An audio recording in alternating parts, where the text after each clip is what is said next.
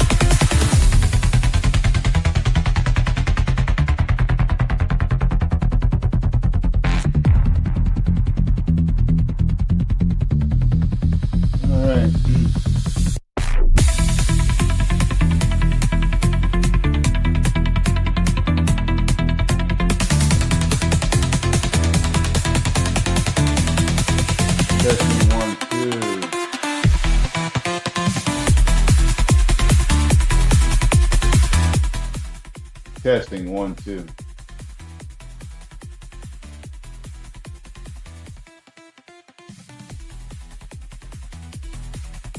Testing A B C D E F G.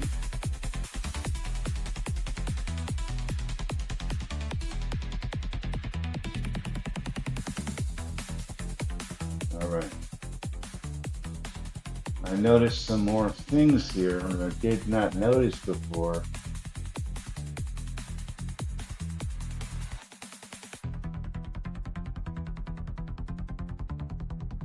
And it's even more getting more interesting as we get along here.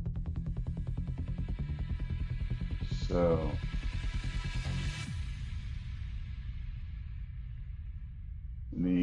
I'm going to make an animation of what I'm seeing here. I'm going to do this an animation like the other videos on certain aspects of the activity of this circuit. The link is in the description to the original video from Pachuka, and you can see how it self-runs a little light, small load. So let's do it. I'll put the link in the chat if anybody buzzes in. I'll hear you. What's up, New? How you doing? Oh, yeah, nice icon. Let me see.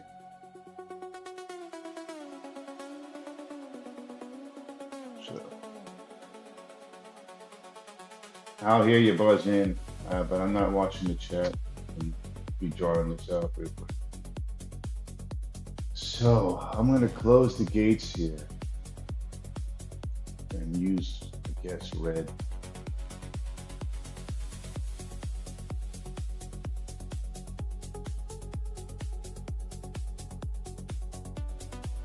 And we'll draw the trigger path in green, I guess.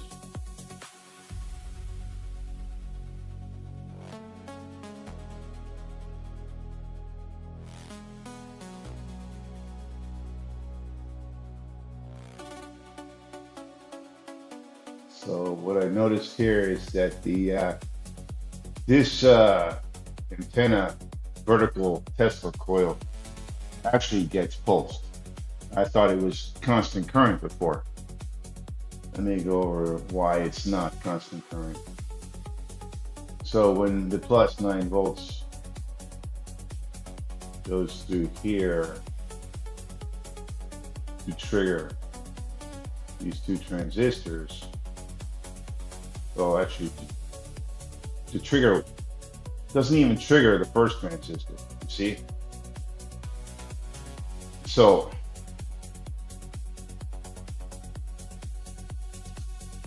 is that a constant 9 volts? Yes, it is. You don't have to trigger the transistor to send 9 volts to this point of the Tesla coil. Not constant current. So, yes, there's 9 volts hitting that through a coil and two 10K resistors. That's constant current now. But what's also going on, it's being pulsed as well. And that happens when when both transistors get triggered, not just one. So here's the first one. Now, this path doesn't trigger the transistor because the plus is not getting to minus here. It's just getting to the coil, giving a potential of 9 volts there. Just the positive potential, not the negative. So there's no triggering that top transistor there until it does get triggered though. It gets triggered when the positive meets the negative. And then it's triggered. So, and it has to go through the other transistor to meet the negative, like that. And now it's triggered. Now it's triggered. The top is triggered, top transistor. And the bottom.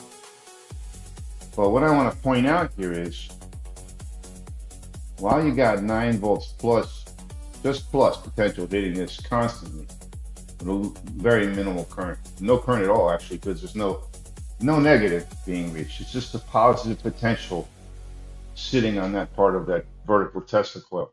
The other two coils here are a pancake coil sitting horizontal. You'll see that in the video.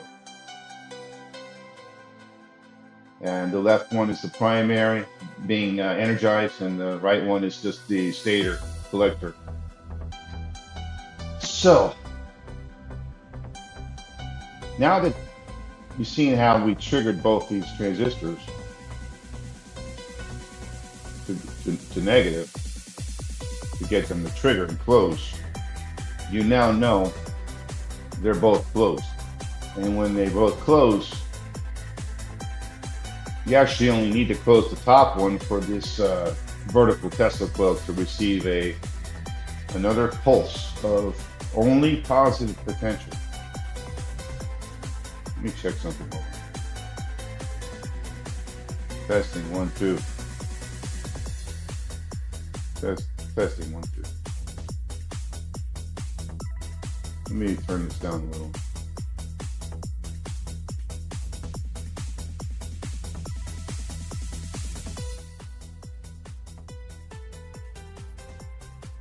All right, so continuing on here. We see that both of the transistors are triggered, but only the top one needs to get triggered to send a pulse of a stronger positive potential pulse. Now, it's not constant now. It's not constant DC. It's pulse DC with no negative. Just the positive side of the DC is pulsing this vertical Tesla coil. And here's where it goes. It goes through here, through the gate, because it's closed now. And instead of going through 20 kilo ohms this time, it goes through only 10. So it's a stronger 9 volt pulse now. A stronger one with a stronger positive potential. So while that vertical coil is receiving constant 9 volts of a weak potential, 9 volts, it's also getting pulsed with a stronger 9 volts positive potential. That's going to encourage this other side of the antenna to seek out negative, in my opinion. Where is it going to get it from? Well, it's an antenna, so it'll get it from the environment. And it will also get it from the circuit too, both. If there's any negative potential in the environment, it'll get it from there.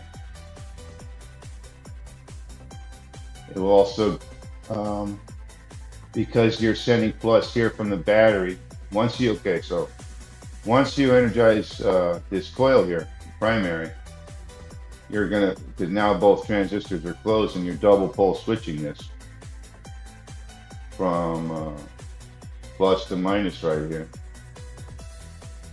Now this gets energized with a plus and a minus. So this antenna here is going to seek out that minus, which is the minus of the 9 volts that it currently has on its other end. So y'all do the math on that. Think what you want to think on that. I put the, what's the word? Theorize on that.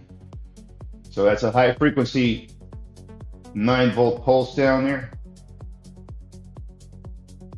and a constant current 9 volts. So you got a constant current 9 volts going through 20 kilo ohms and a coil. The actual coil that's being pulsed. This constant current of 9 volts positive only is going through that coil that is being pulsed at a high frequency.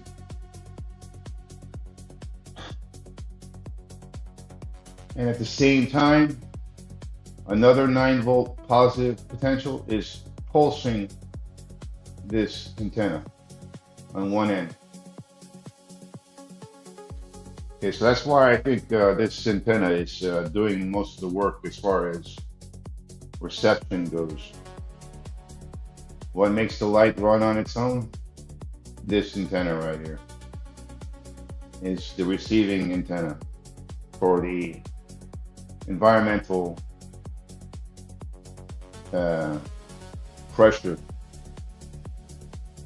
Scalar waves, they travel over the earth, horizontally over the earth. So if you place the coil vertical, you'll receive a lot more impact of that horizontal wave. And then if you stimulate that antenna that's placed vertical in certain ways, you get this kind of result. So I'm going to animate out the portion of where this vertical coil is being pulsed. Let me see.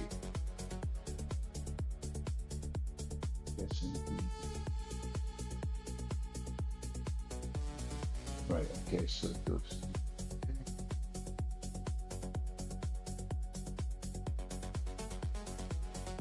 Yeah, right, and it's being pulsed simultaneous with this primary.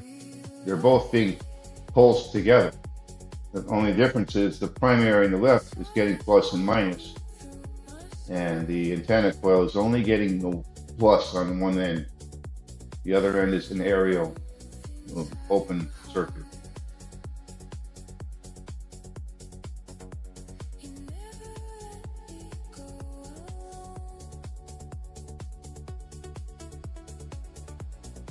So in green is the actual pulse.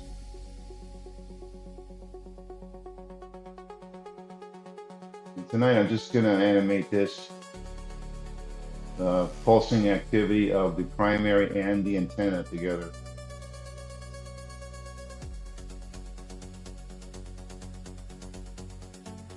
So in the video, he just taps the 9 volt source on the left, and then the capacitor on the right takes over. Because again, somehow energy is getting into the circuit and keeping that capacitor filled, or keeping enough energy in there to keep it going. So that's that. And let's see, close the gate. And then,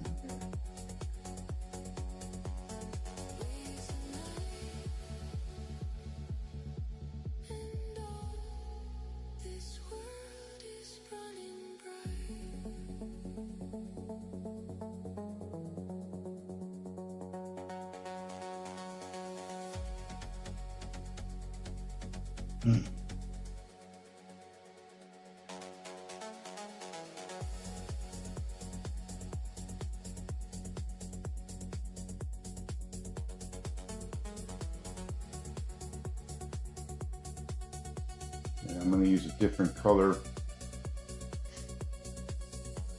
I guess white will be the constant current.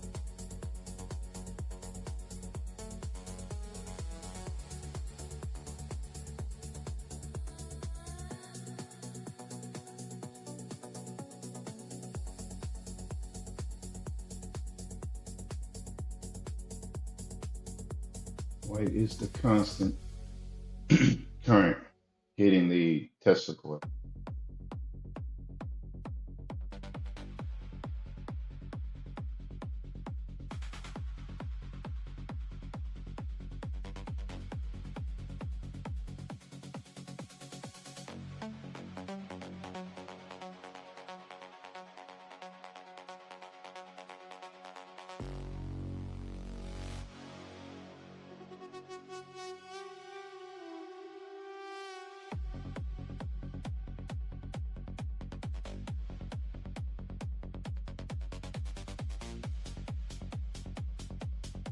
I'm going to put it in that constant current.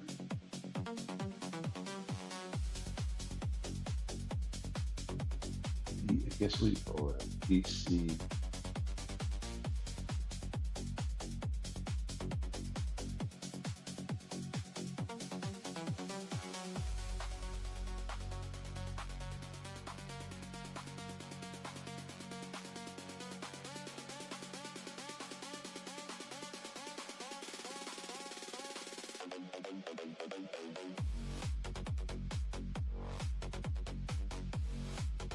And here we're going to put pulse DC with primary. Pulsed with primary DC in green.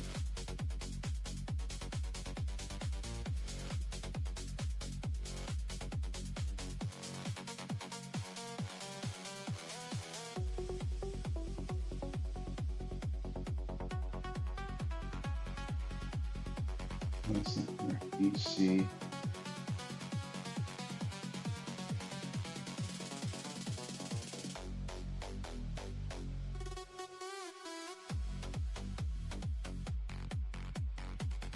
All right, and we'll put plus and minus on the green.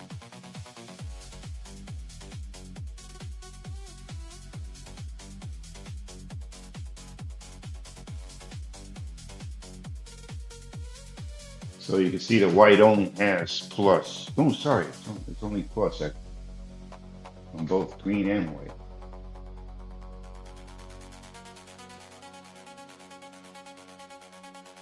Using color this orange.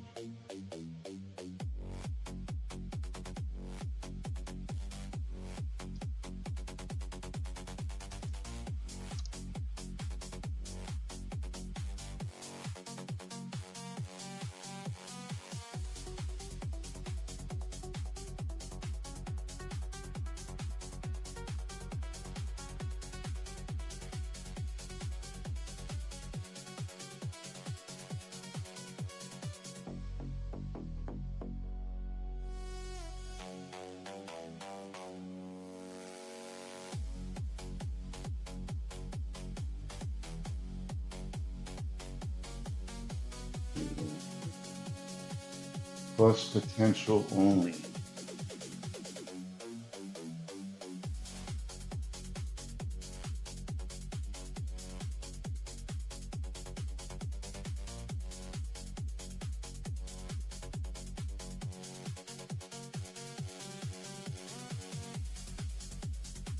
So,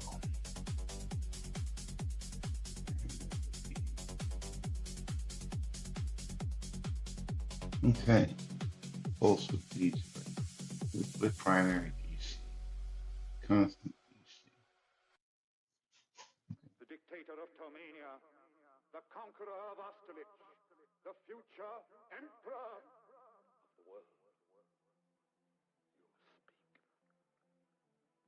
I can't. You must. It's our only hope.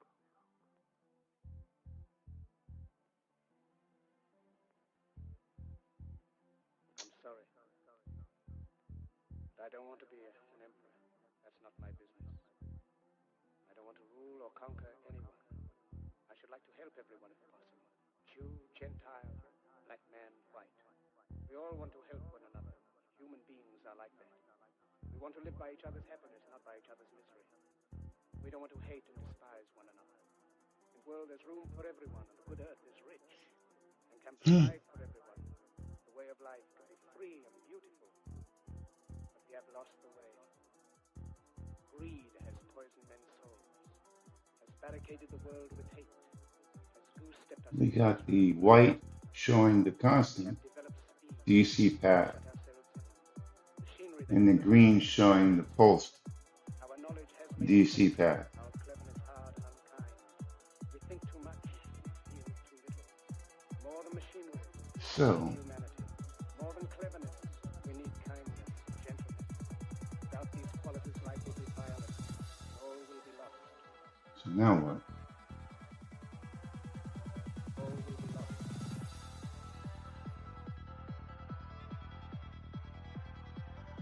Guess we can put the polarities of the pulsed DC plus here minus here.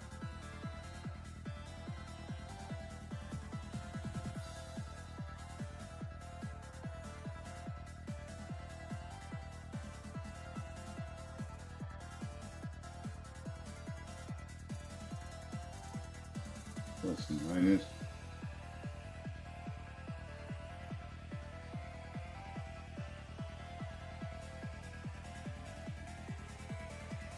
And we can see the plus goes in the rectifier.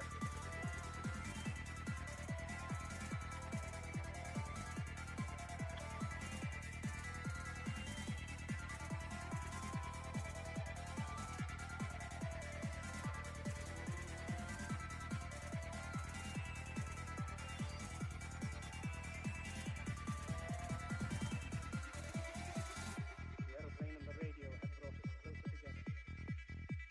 The very nature of these inventions cries out for the goodness in them. Cries out for universal brotherhood. Like so, do 1/2 of the bridge.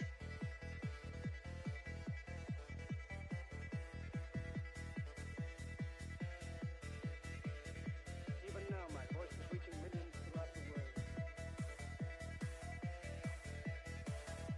Okay.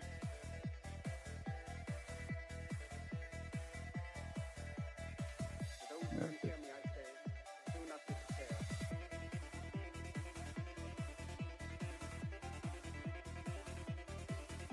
Okay.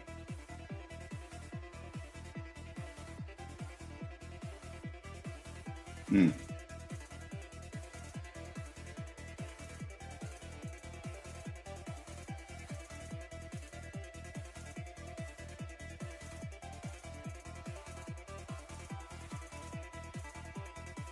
Hmm.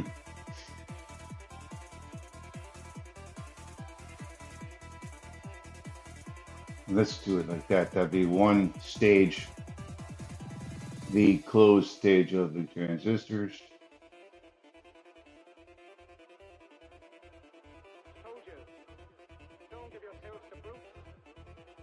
Men who despise you, enslave you, who regiment your Okay. lives, tell you what to do, what to think, or what to feel, who drill you, diet you, treat you like cattle, use you as cannon fodder. Don't give yourselves to these unnatural men. Machine men with machine minds. That'll be the positive forward polarity from the battery, aka capacitor, either or.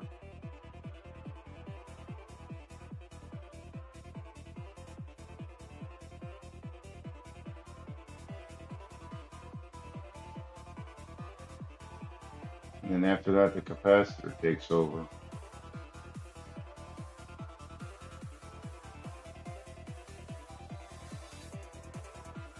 It's the first pulse.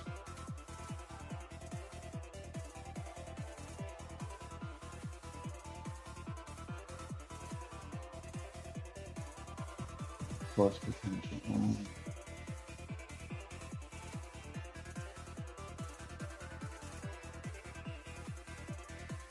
And we'll just see how this turns.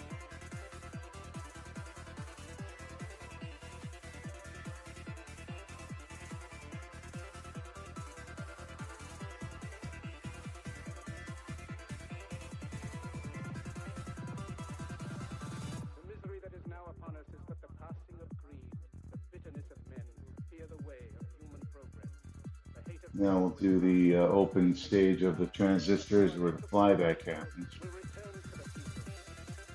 So we'll have to.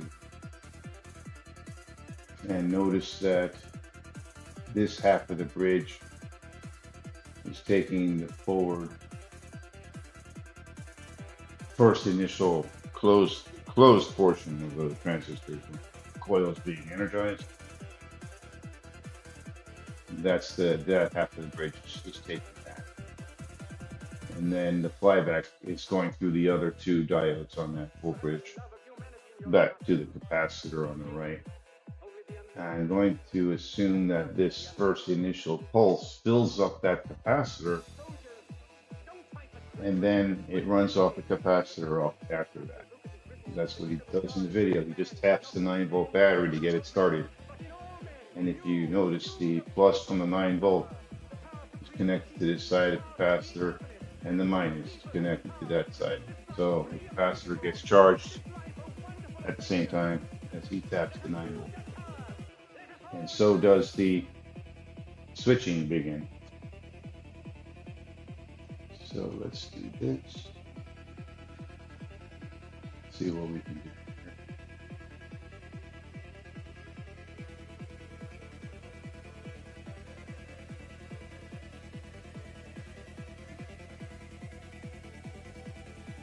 When the circuit's open, we only have the constant 9 volts hitting the Tesla coil, which is also interesting. This is going to be easier to visualize what's going on once I'm done with this, drawing this in. Let's open up the gates. What if I do? I can't do.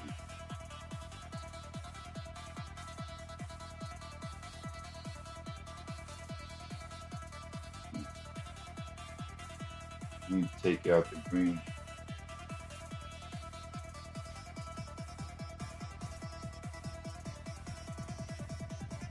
Put just the white. White, this yeah, just the white. This is stage 2. And capacitor takes over after the initial startup.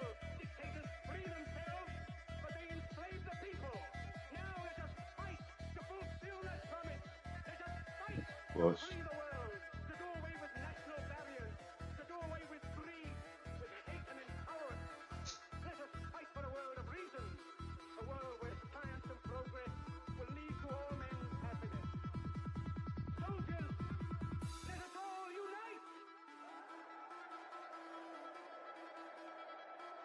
This is the constant DC hitting the Tesla coil, the one in the middle.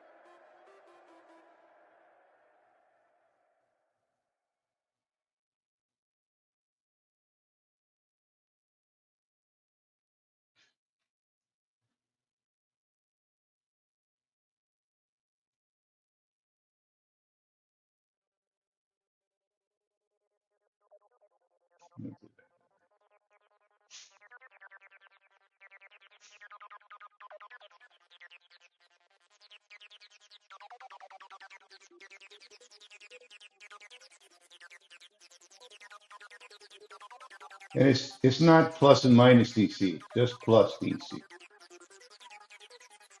Potential. You're just potentializing the. It's not a dipole unless the environment is providing the negative side. It's not a dipole.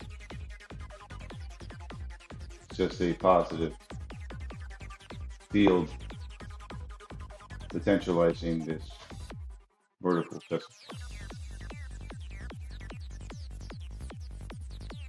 So that would be the positive potential only when the circuit's open.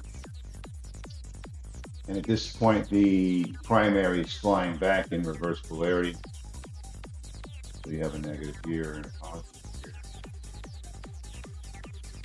Now you have a negative positive here, negative here on the stator, pancake coil. And that flyback polarity goes to the other half of the, let me, for a second.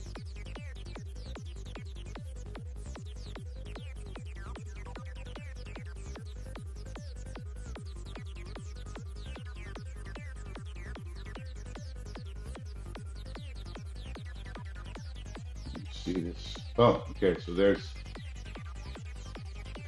it goes to these two, that half of the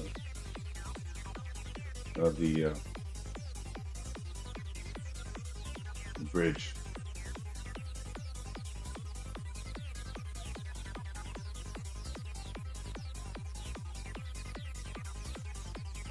And now it's going to go through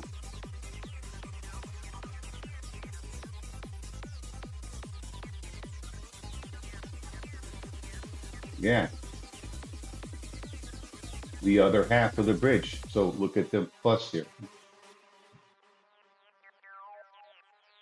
Now the flyback goes to the other half of the bridge.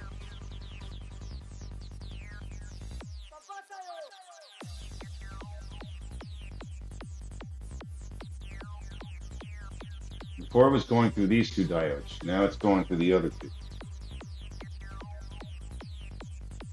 The flyback. Back to the capacitor. Correct polarity as well, plus and minus of flyback. And the minus, yeah.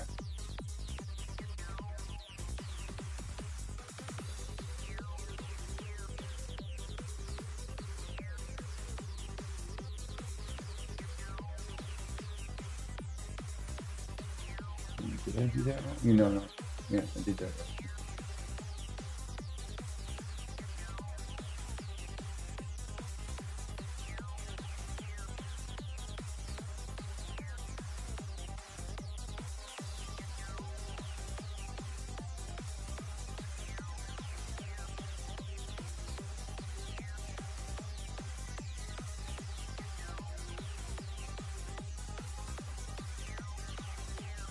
That's the flyback polarity.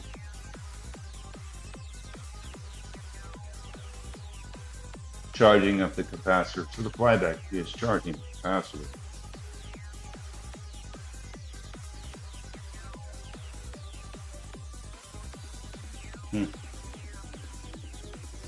That'd be stage 2 on the flyback. I guess stage 3 would be the second pulse coming from the capacitor on the right instead of the battery on the left. Because the first stage is the initialization stage where you give it the first jolt of energy. So I'll call this stage 2 and we'll do stage 3 now. The third pulse, the second pulse. Okay.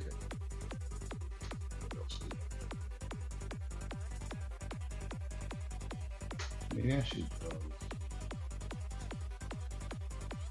to make it more visible that it's using one half of the bridge for the flyback and the other half for the forward.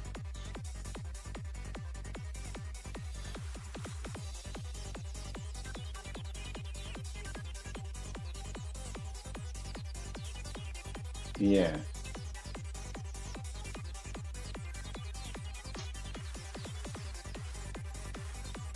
Export this. Stage 2. Stage 2.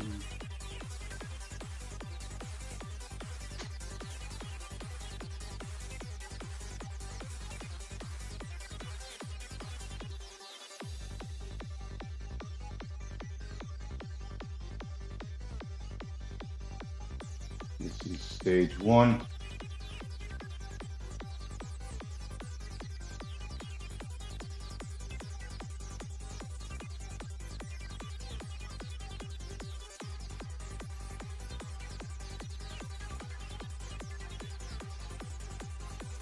Oh, that's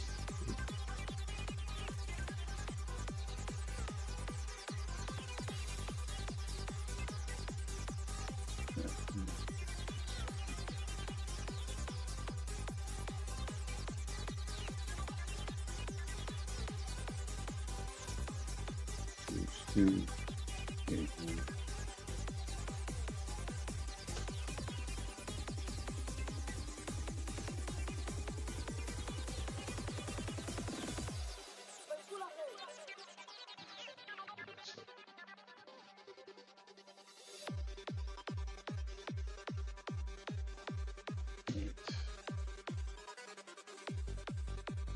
Stage 1.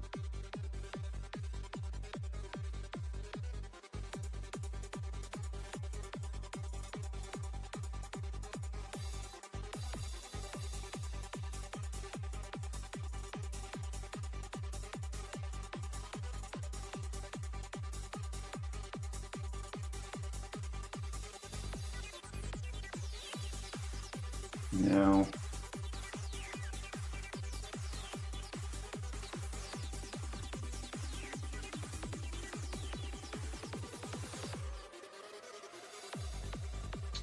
how can we do this?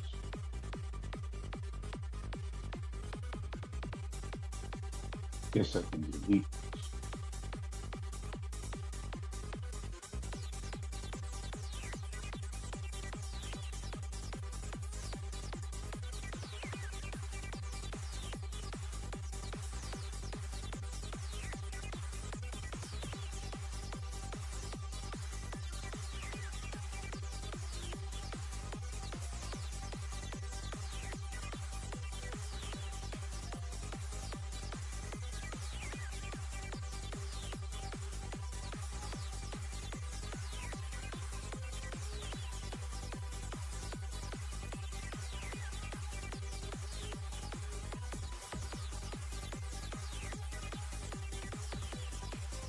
Stage 3.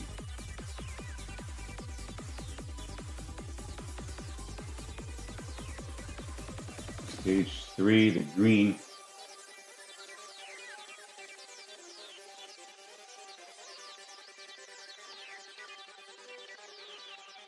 which is the second pulse coming from the capacitor instead of the battery. Stage 3. And in green, I will show the path of the capacitor uh, sending power.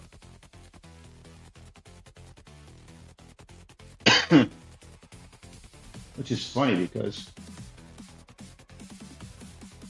as soon as it sends power to the primary, the secondary, the stator winding picks it up and brings it back to the capacitor.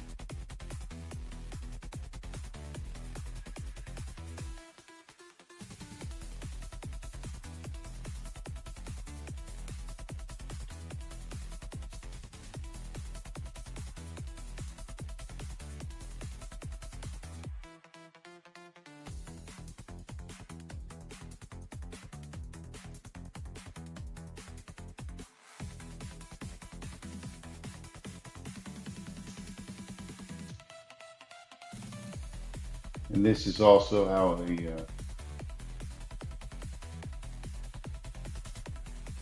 okay,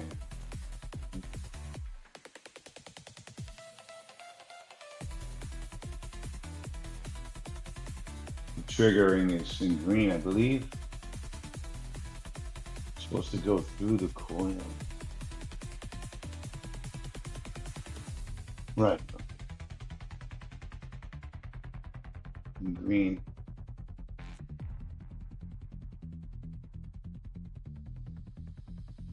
It channels through.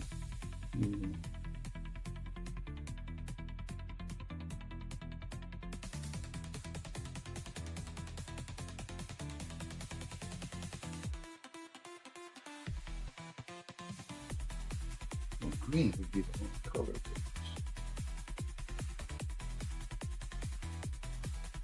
Because green is the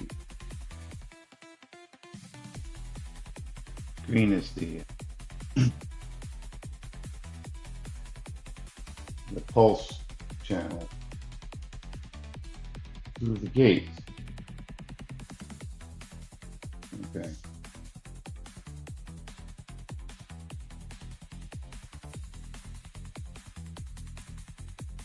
It's also the green is the another channel to get to the Tesla coil in a pulse vector.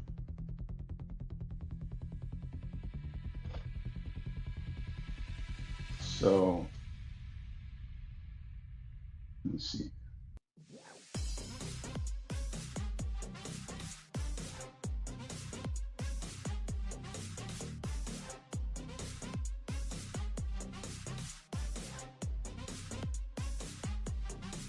When the I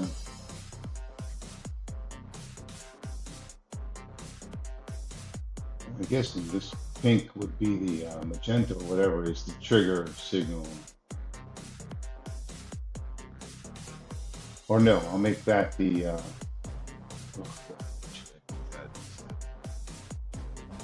green is the pulse from the back from the source. White is the constant.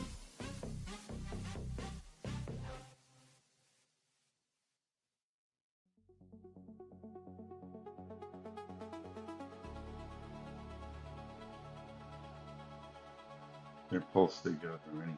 So I'll make magenta the trigger.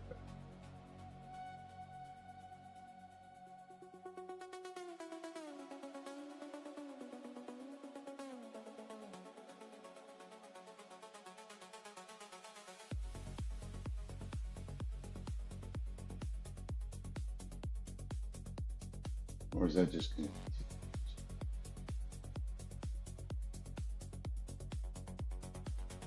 maybe not.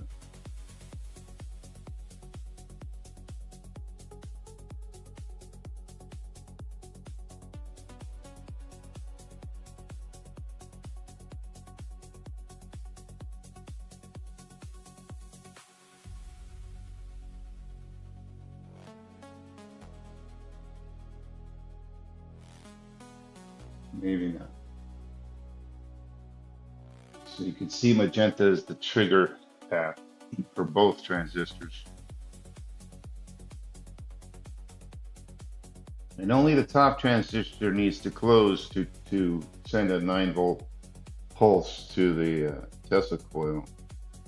But they're both going to close at the same time anyway. And the coil on the left, the primary pancake coil of the bifilar, is going to get pulsed at the same time as the Tesla coil. Only difference is the pancake on the left is going to receive plus and minus, and the Tesla coil is a one wire, so it's only going to receive plus pulse DC while receiving constant DC in white. Gotta draw that in too.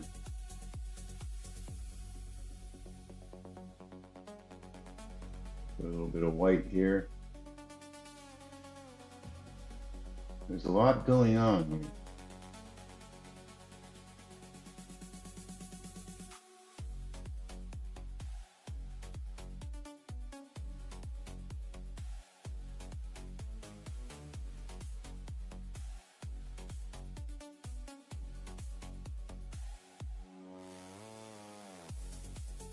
Oh, wait, it's only getting plus, so forget about the minus. Shit, what a mess. Ugh. Oh, sorry about. Hey, John, wasn't watching the chat there. No, I haven't built it, but someone has, and the link is in the chat to see the video. His name is Pachuka.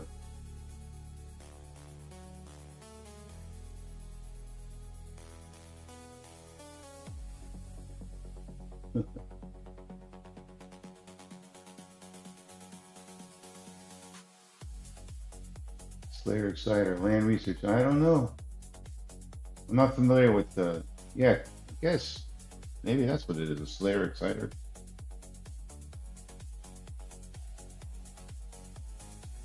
So, so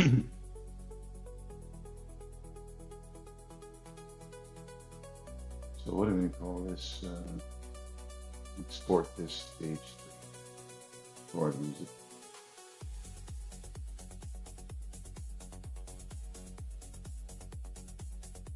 And then let's look at the other stages.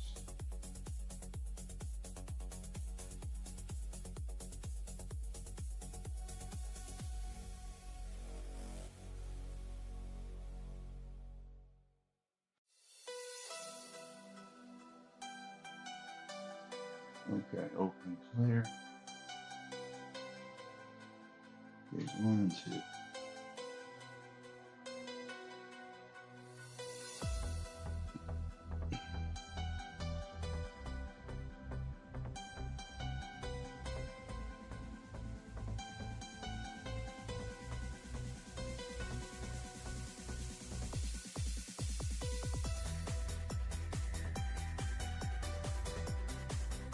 That's stage 1.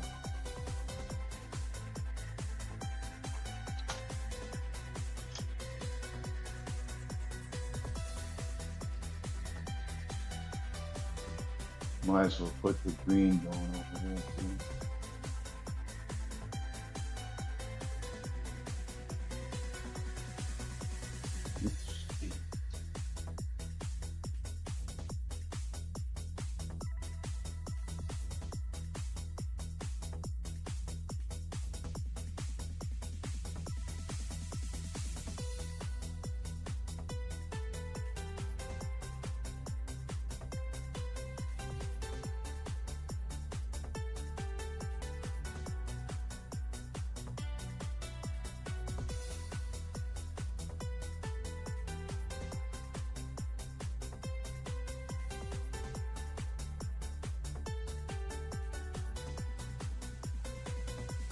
Hmm. Stage 1.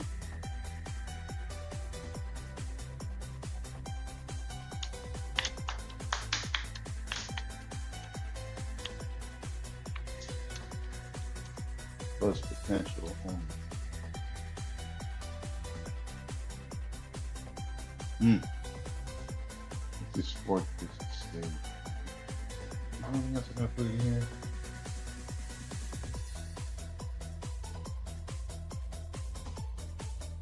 Hey, John. Yeah. Trying to make this make sense, you know? At least make sense to what I'm seeing going on. So in white, you have a constant DC plus potential only hitting the vertical Tesla coil. It's an open circuit, one wire. And it's going through the emitter and out the base of the PNP only. And well, not only.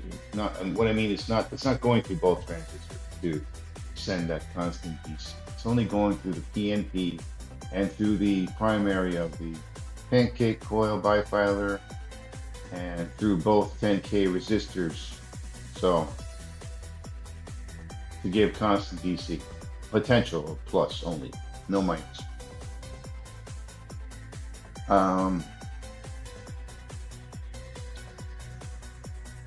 Then I gotta draw in magenta the trigger attack stage, which is sure.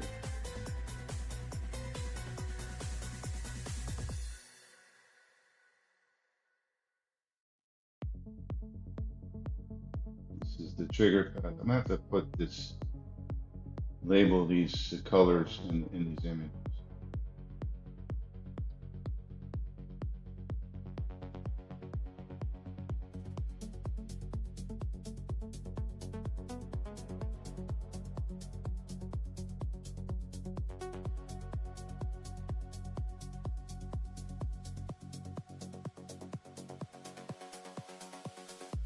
Okay, yeah.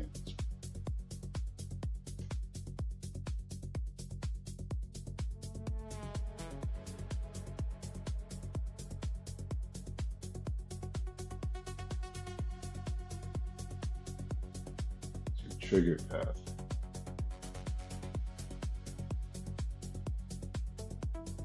Put that.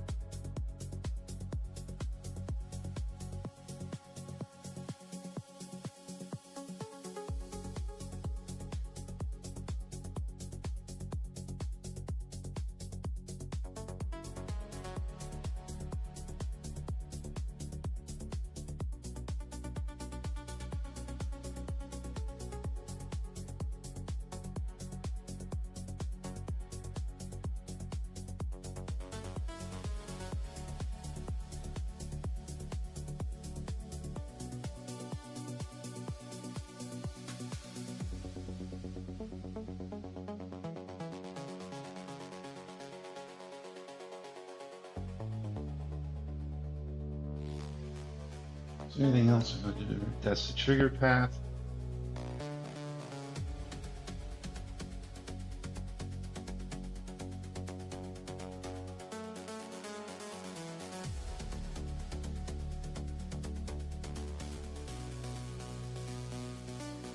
All right, it's stage one.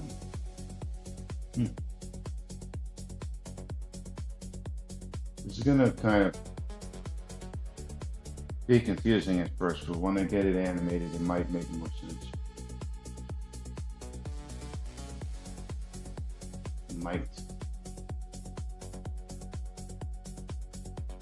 Stage one.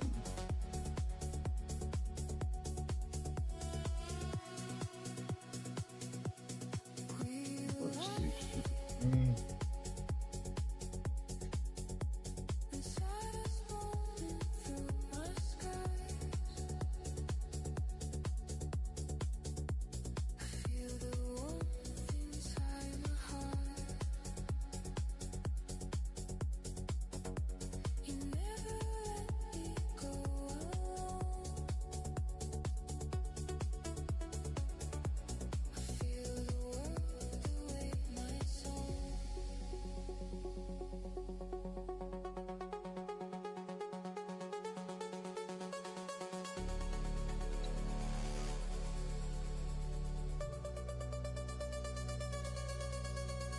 Stage one, stage two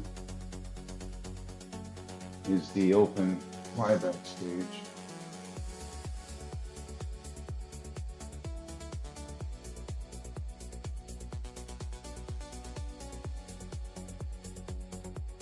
Hmm. Interesting, while it's flying back, you see the Tesla coil still has a plus potential 9 volts on the in white.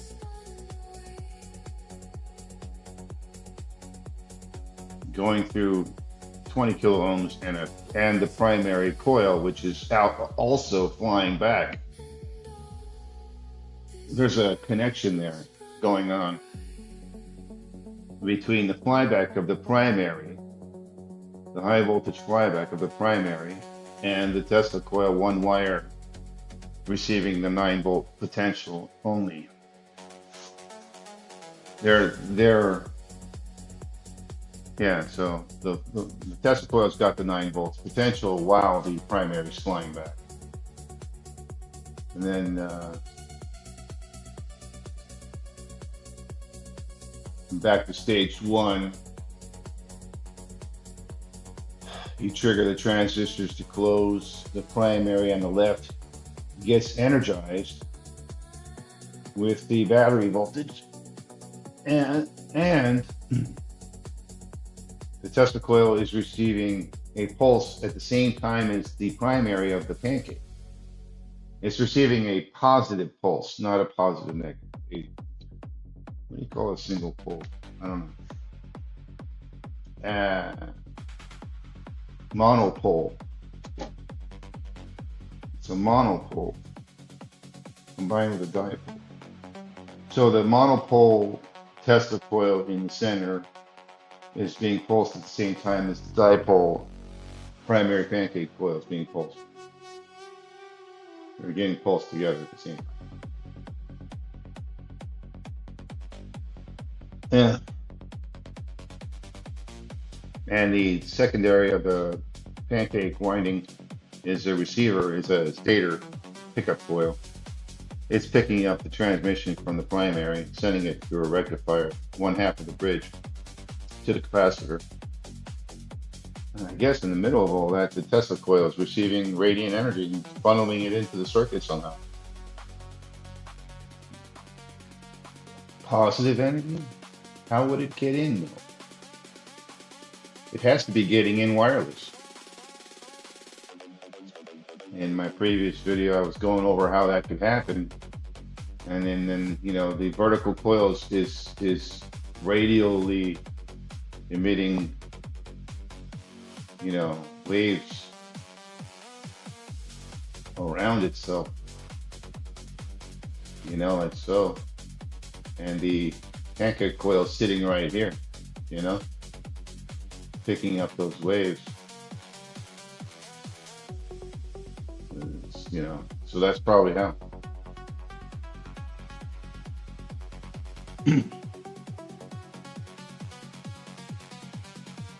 It's a monopole wave, unless there's the other polarity of that plus, the minus is coming from the, I guess the minus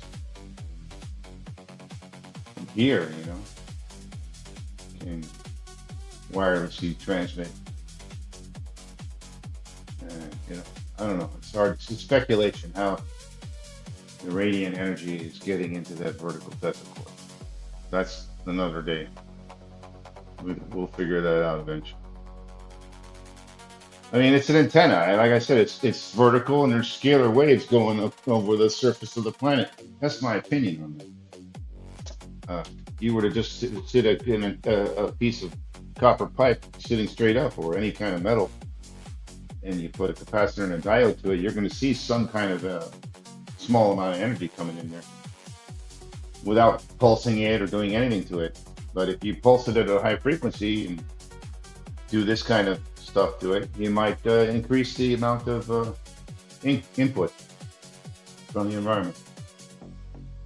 It's all speculation. Even if you build this, replicate it, and it works and it self-runs, again, you're still speculating how that vertical Tesla coil is bringing in the radiant at a higher rate than a piece of metal sitting vertical. We all know that works, but it's a low amount of power, and it's not enough to run a house or anything, or even a small light bulb. It's just enough to charge very slowly over time. It's just an experiment that shows that there is free energy from the environment. There's ways to receive it in minute levels.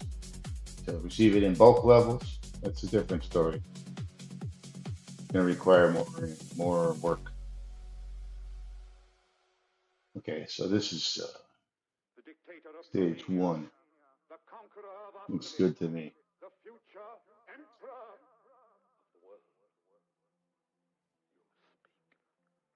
Okay, stage two. Stage two, flyback happens.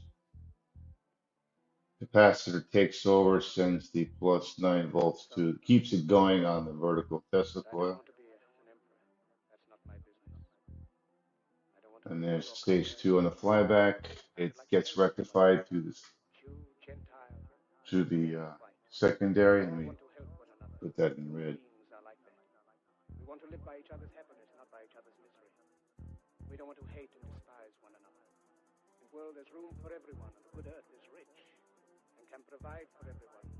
The way of life can be Stage freedom two. and And then equality. stage We three, have the lost capacitor everything. takes over, Greed has poisoned the sends world, positive has barricaded the world with hate, has goose stepped us into and misery. negative in We have green, developed speed, but we have shut ourselves in.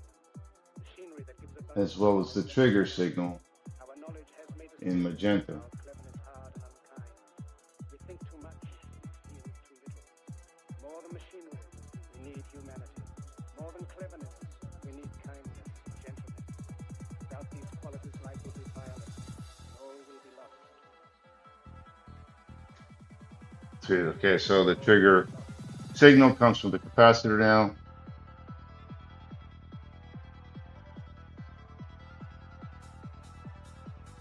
What is giving the frequency here? It's got to be the 20 kiloohms. The trigger signal in magenta goes through the to the two emitters and bases, back to negative the capacitor. Then in green, you see the power energizing the coil and sending a pulse of positive potential to the Tesla coil, along with the uh, uh, positive potential in white to the Tesla coil, which is constant. It's not pulsed. So there's two kinds of DC hitting that vertical coil. One is constant DC going through 20 kiloohms and the primary winding. The other is pulse DC going through 10 kiloohms and the primary winding. As the primary winding gets energized with a straight 9 volts from the capacitor with whatever 10 kilo ohm per transistor dictates on the amperage at the base of those transistors, it'll dictate the amount of current allowed through there. It's definitely more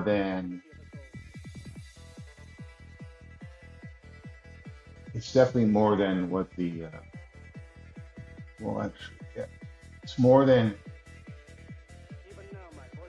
what the in white, the constant DC is much weaker because it has to go through two resistors of 10K. So it has to go through 20 kilo ohms and the primary.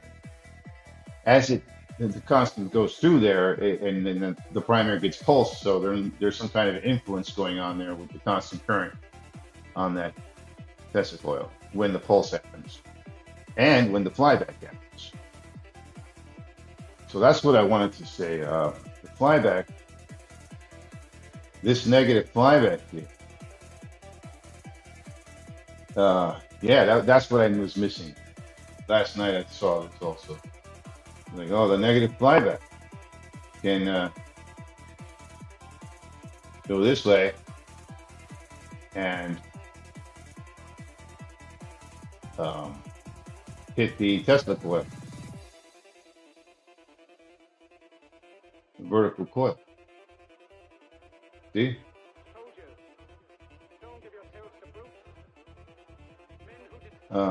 Let me try doing that in a different color.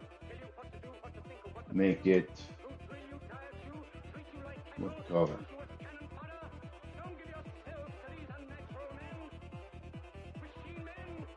Yellow? Yellow. Or yellow. Can't even see that. Let's try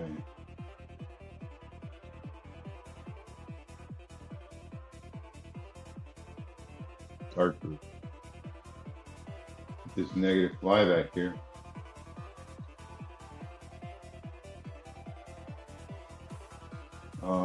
It's on that side of that primary winding, that negative flyback. You see that?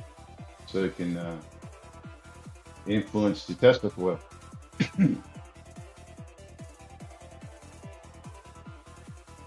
through 10 kilo ohms.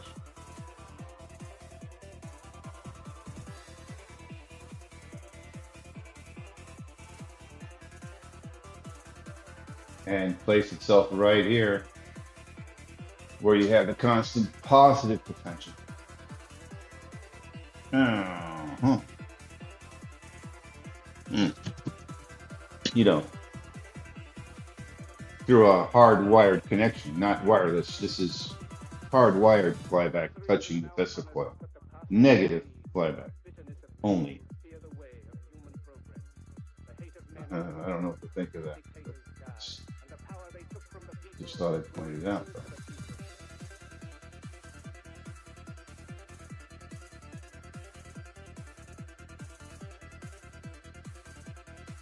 Yeah.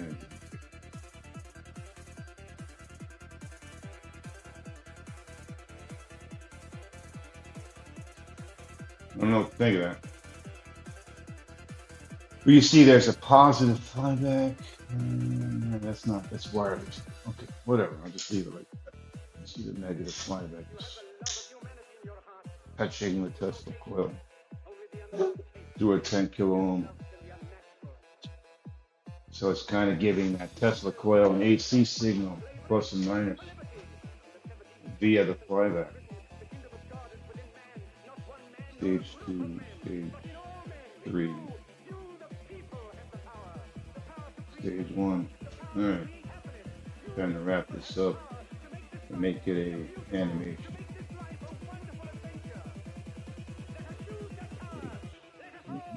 Stage 1. Trigger goes through there. Closes the circuit. Energizes the core.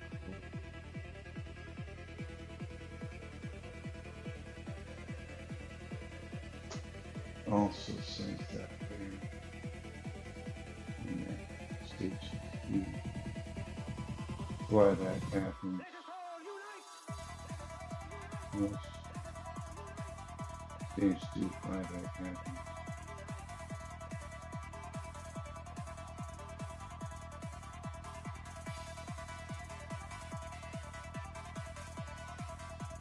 So maybe I'll put the 9 volts plus and minus there. At least 9 volts in white. I'll write it down. 9 volts DC.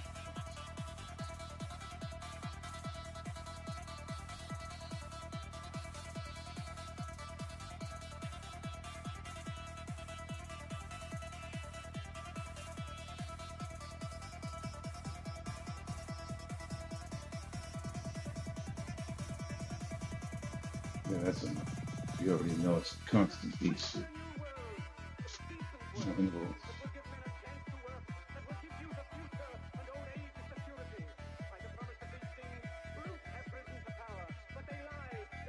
Stage 1. Stage 2.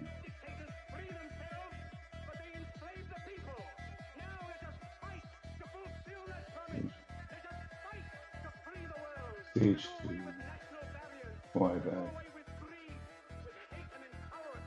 Stage 3.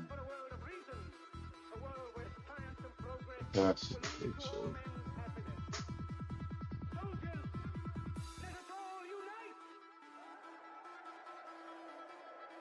Maybe that's negative flyback hitting the entering. No, wait, no.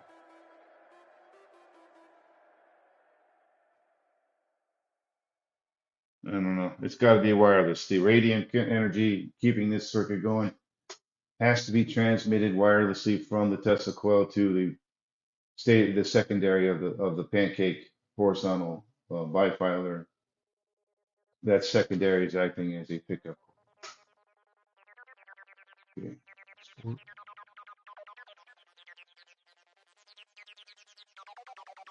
Stage 2.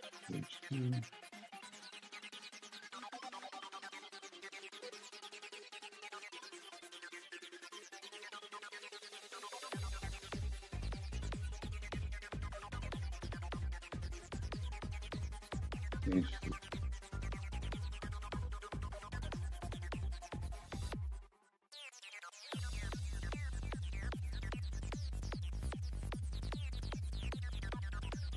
Okay.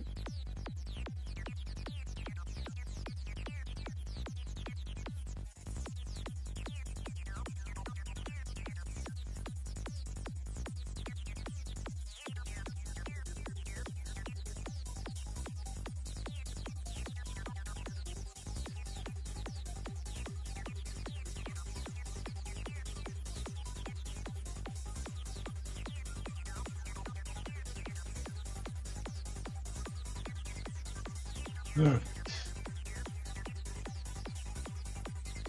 It's getting late, so I'm gonna try to animate this real quick, and you can always update this as time goes by.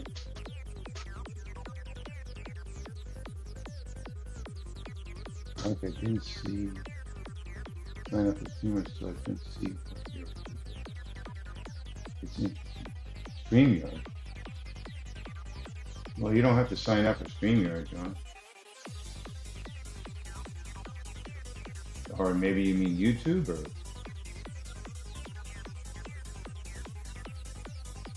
okay. Let's see.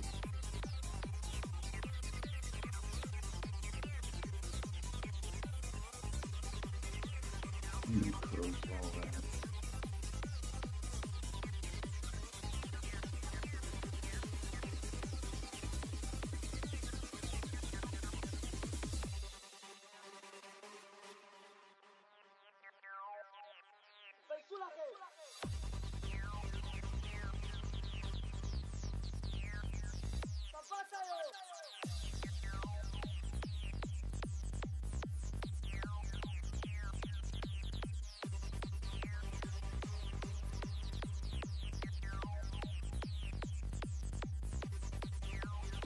We're gonna animate this now.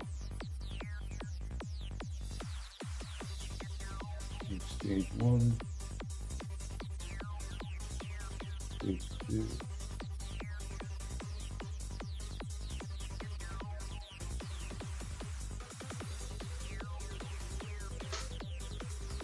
Hmm.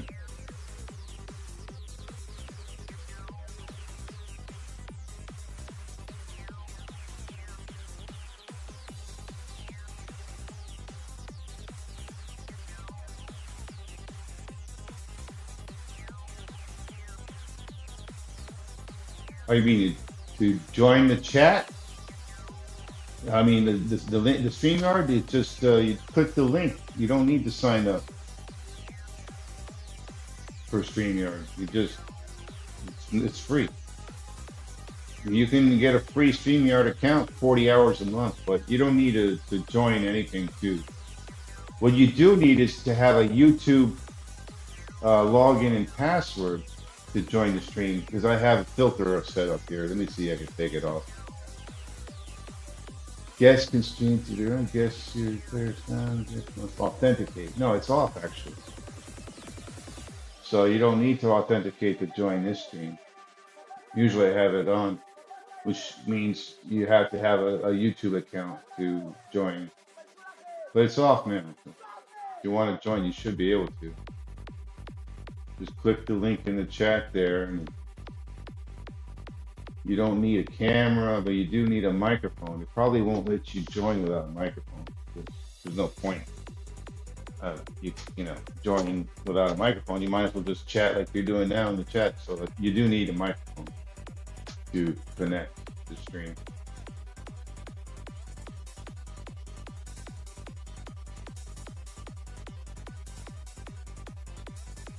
So let me put this together here. And then we got this stage here gets repeated.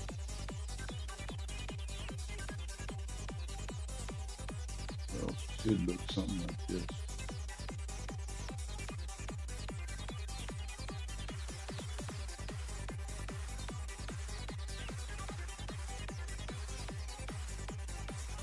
Let's speed that up.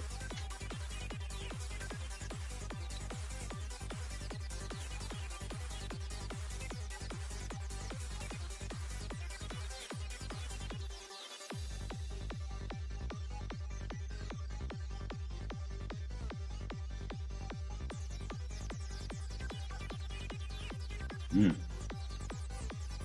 like that.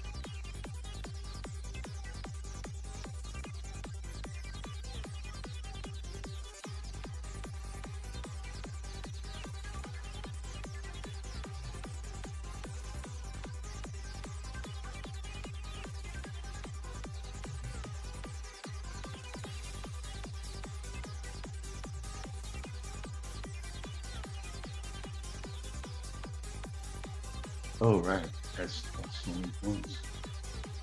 Okay.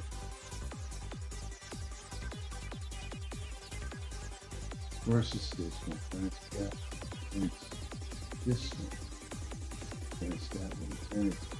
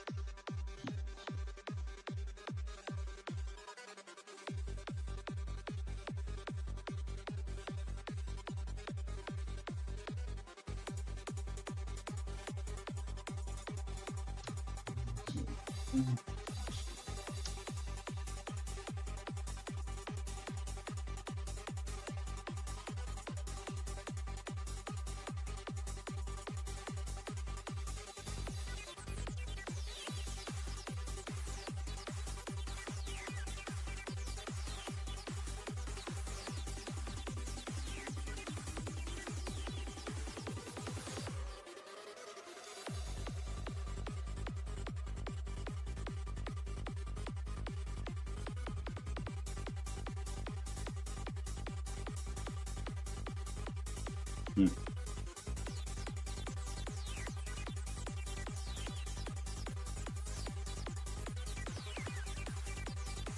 Yeah. Authentication is off, so you don't have to authenticate to join.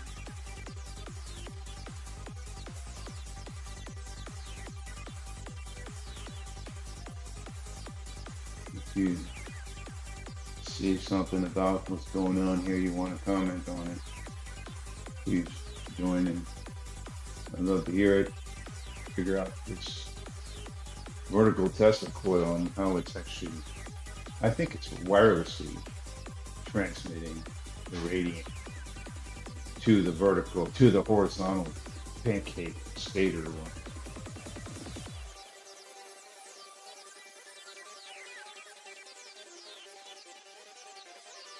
Oh, that's not good.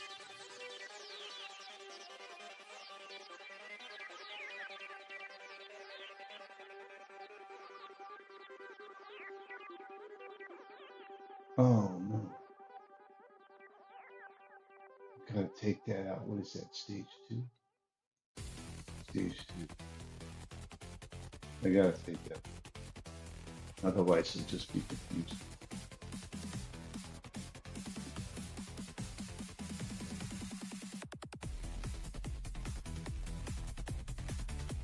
Replace that.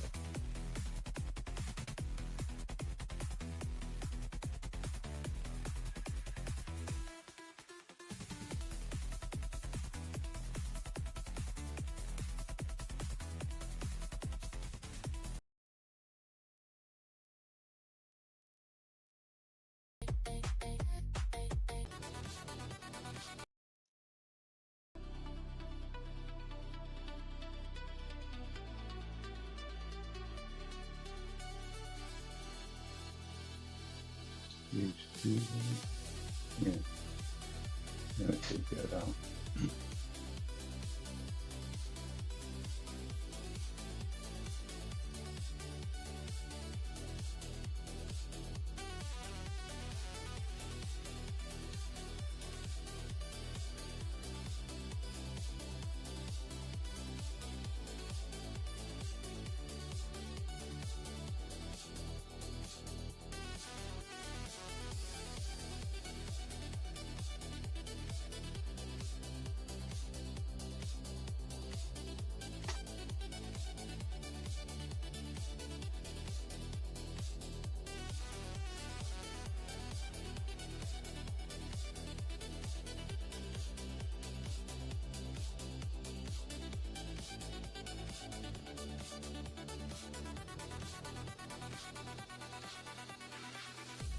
That should fix it.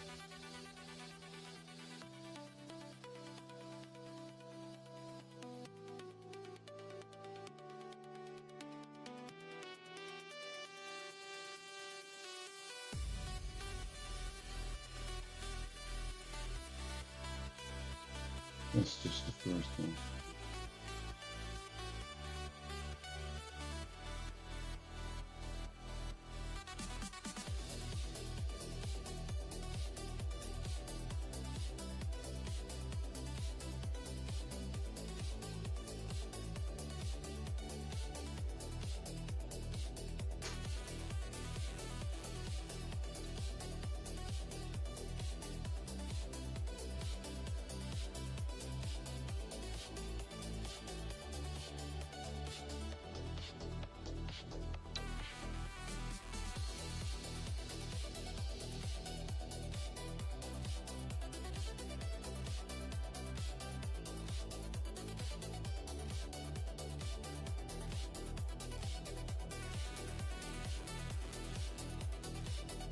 I'm gonna do something here real quick.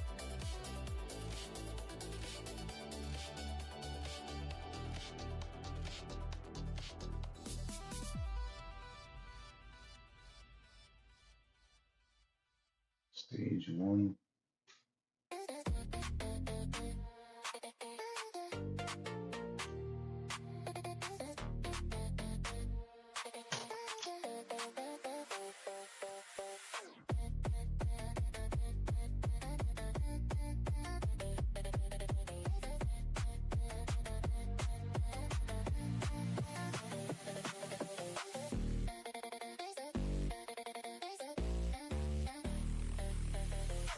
Oh, that's the thing. That's the thing.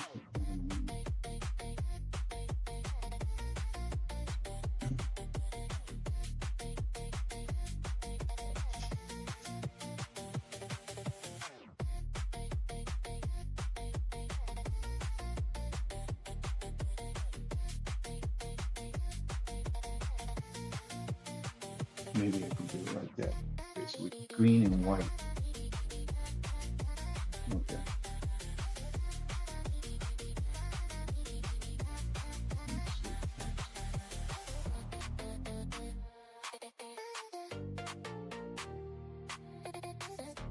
Where did I put it? Ah, okay.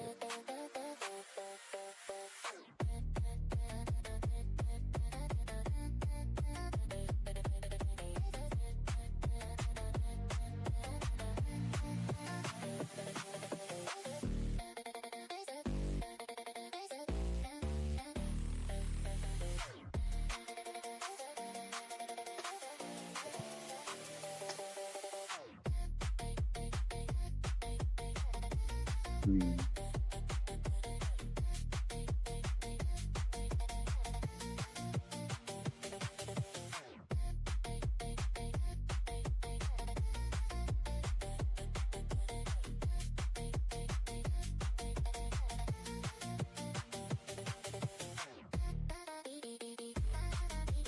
Green, okay. Which is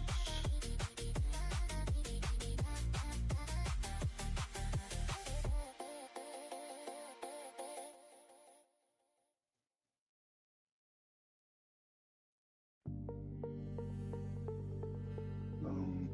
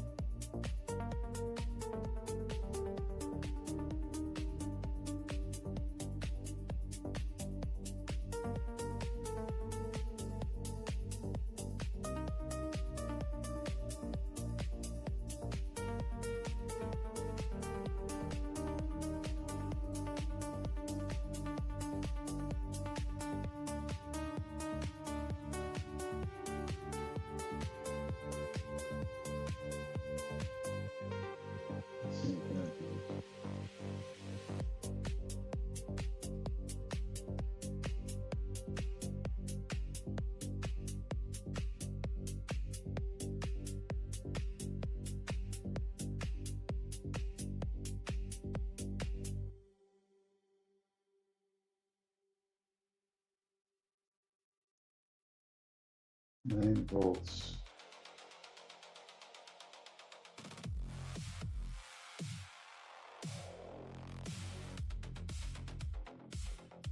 Potential. Oh.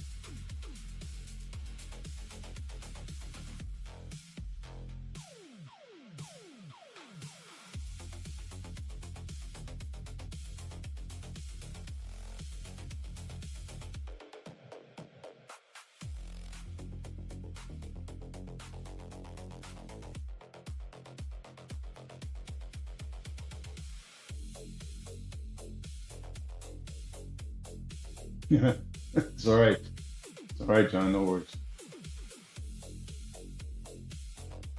One day, keep looking at this stuff and you'll catch on.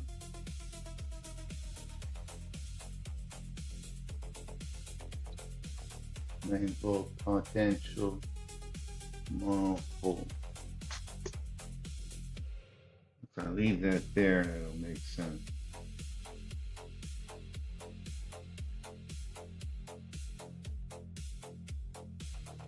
What else should I put? That's just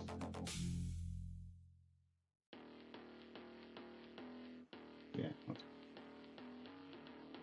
Okay.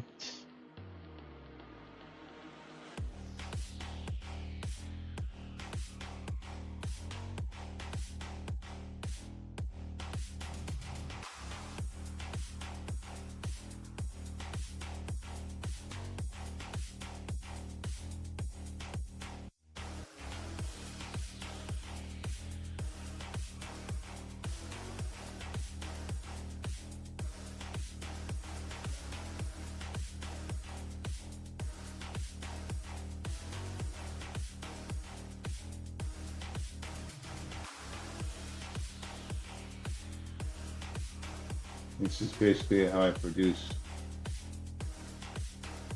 these animated explanations of what I think some of these circuits are doing.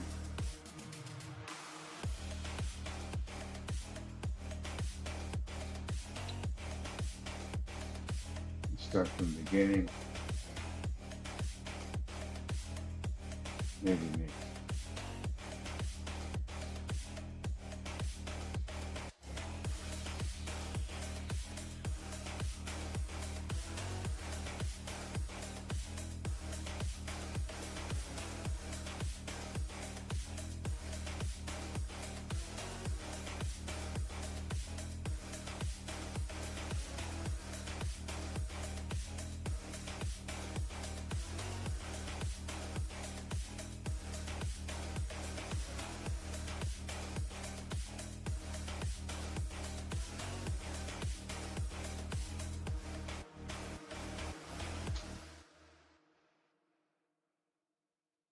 Thanks, John. Yeah, I think it's cool too. I'm actually learning a lot by doing these animated videos. They help me as well figure it out and remember what it is I figured out down the road. So I have this video to look at, and oh, that's what I was thinking. Is it true? Or then I could debate it with others and they could maybe find things I missed. Oh, should have slowed. Seems a little too.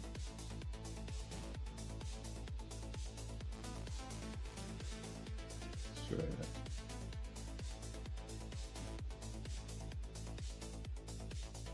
Trigger in magenta.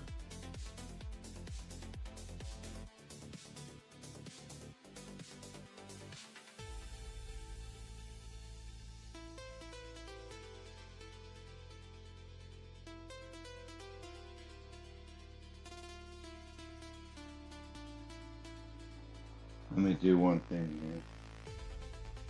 This is how I point things out.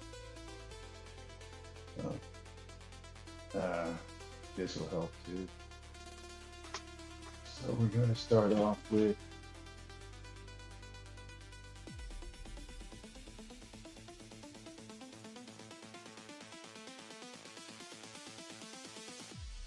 over here, and we'll start with the trigger.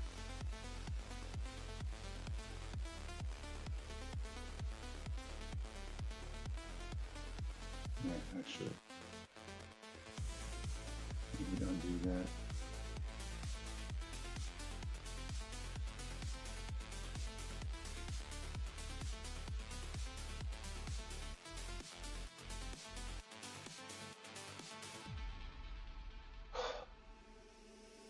Yes, here.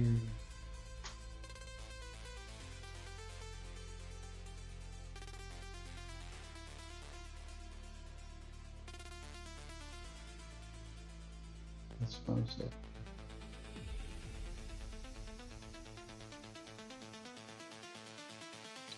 Okay. 5 seconds over there, and then zoom in on the trigger color.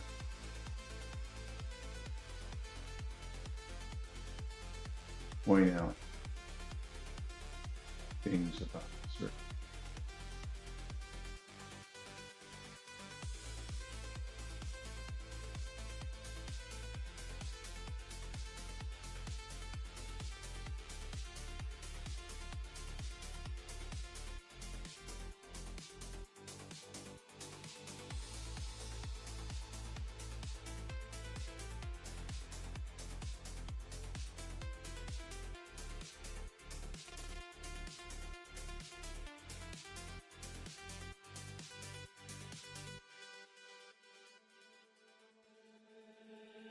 Trigger.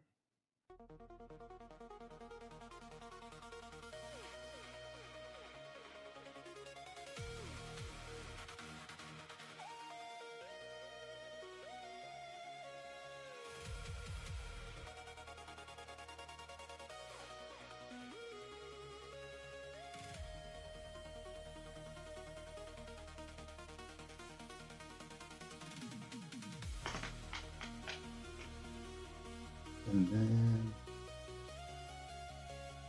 what do we want else to do?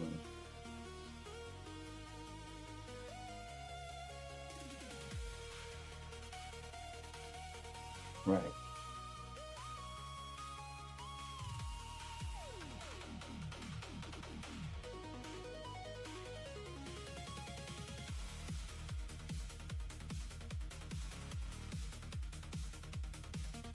Right. Okay. Move this over to here.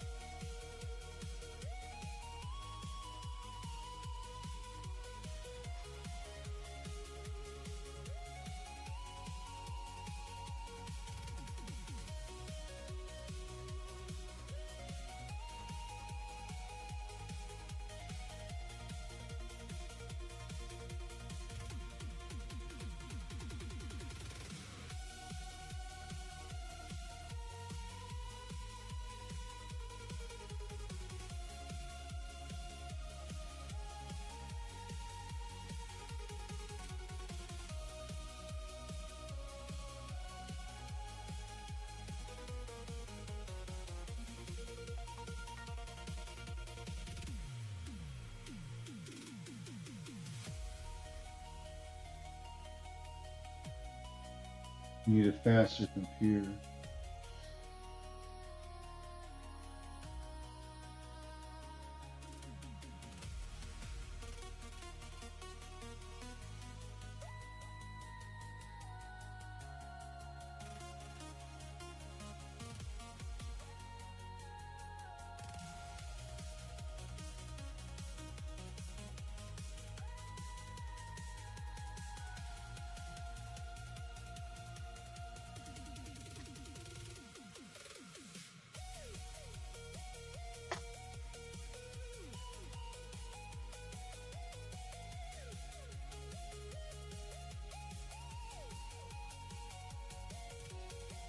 And then, yeah.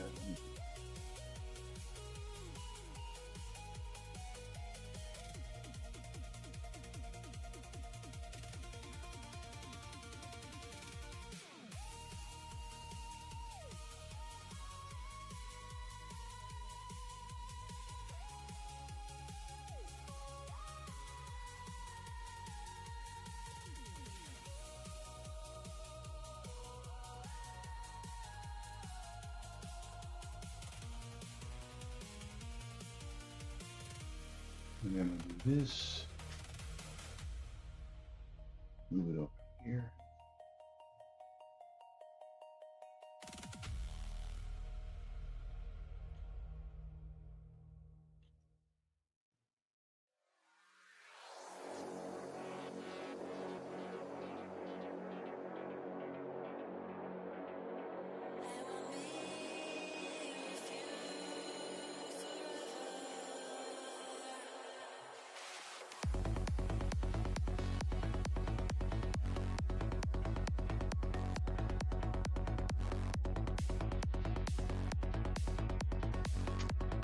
Okay.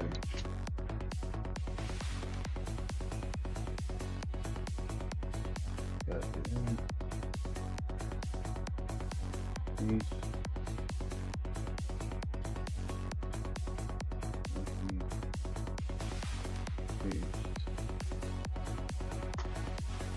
Let's see this before it crashes. This program crashes and I've lost work, man. You do it all over again.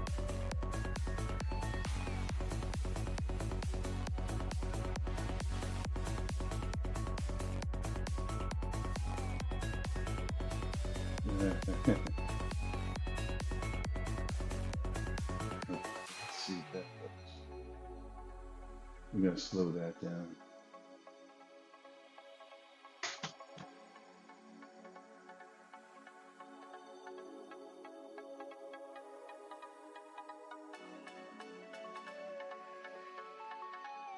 Maybe 40 seconds or so. Let's slow all this down.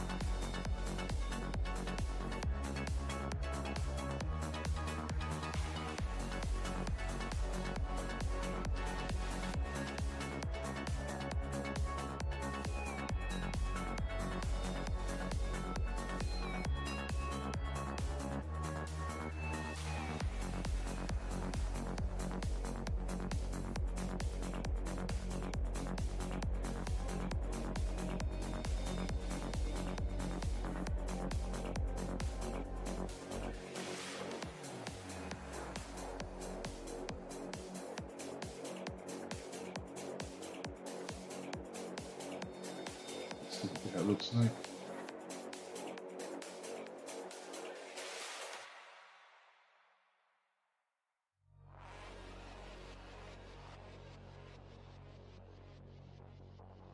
Let's change that.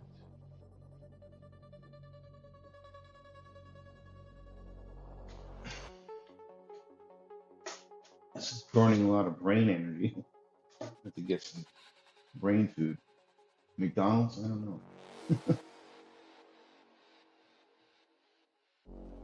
Taco Hill.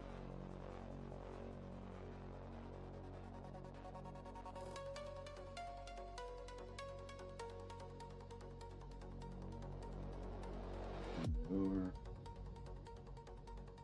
Lower.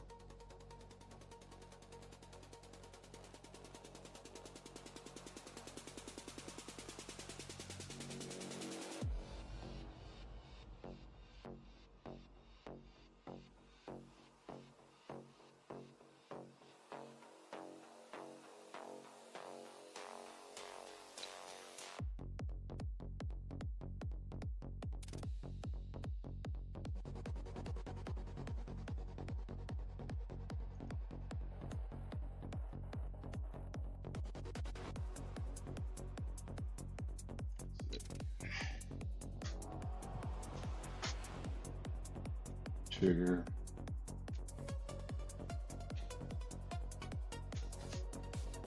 Okay. Very good. So the testicle.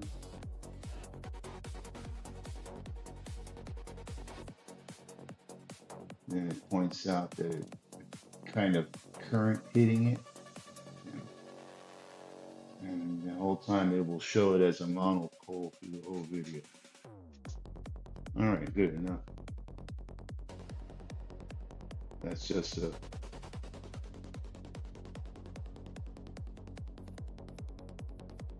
right. And then this.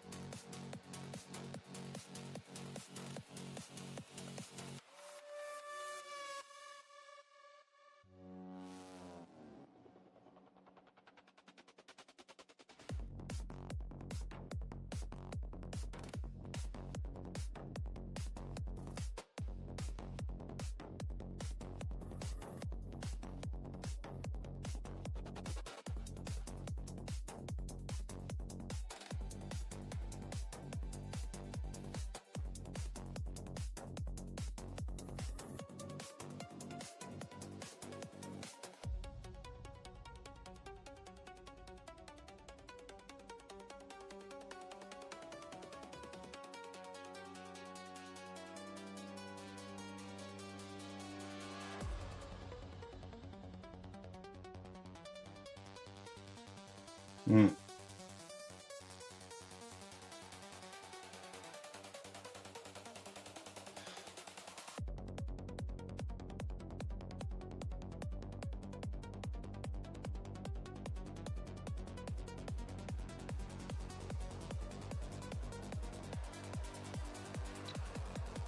Okay.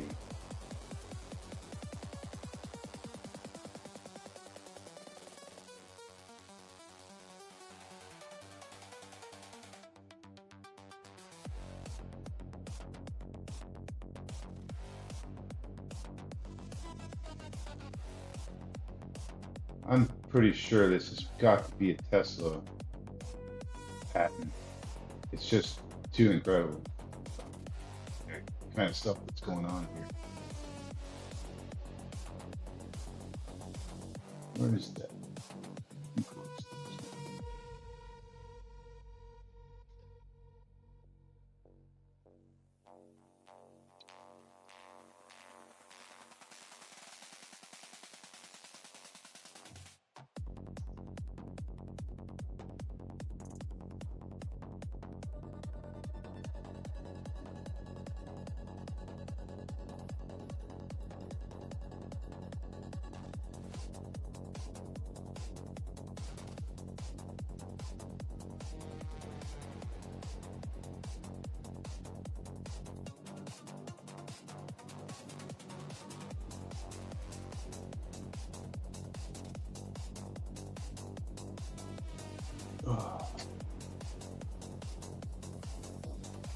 Jonathan's a gray script. Something like they use. And let's put the link to his video.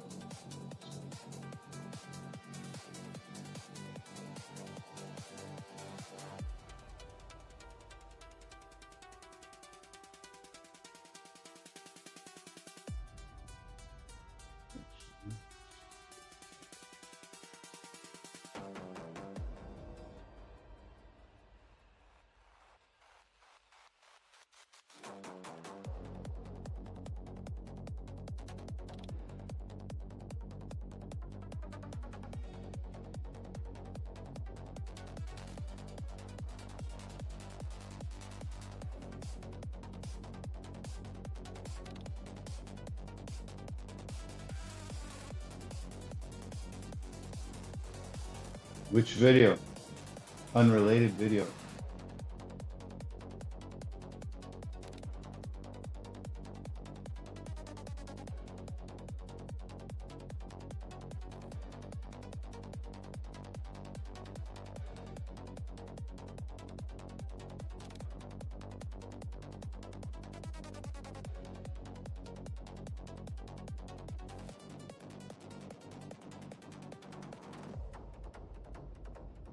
Like,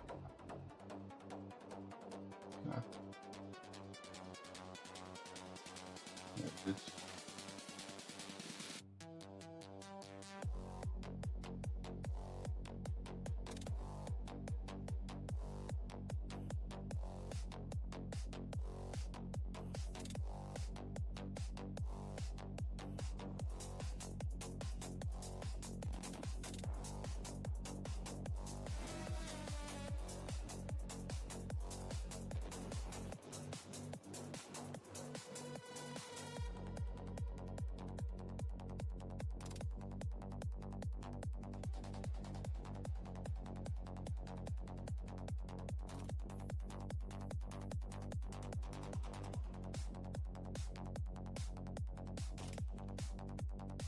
All right.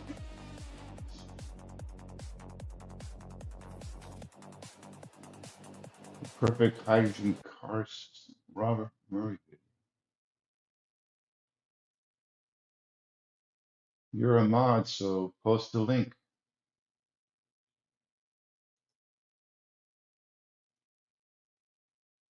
Let's see.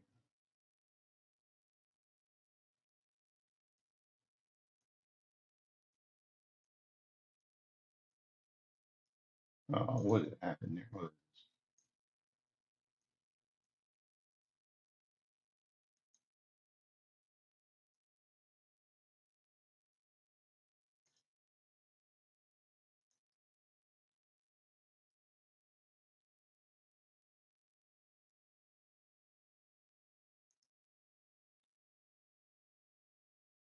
Repeat this process over and over and over. But what you really want to do is you want to go as fast as you can without a capacitor.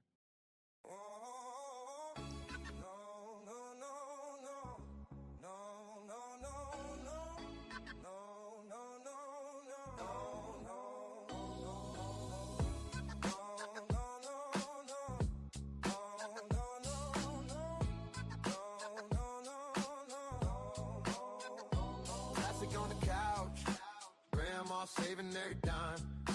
I was counting change in the kitchen like dreaming about a Chrome V12 summertime.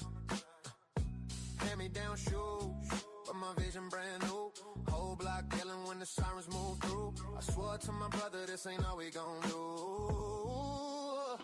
Now we talking fast stacks. Rubber bands tight, came up from the back steps. Now the view bright.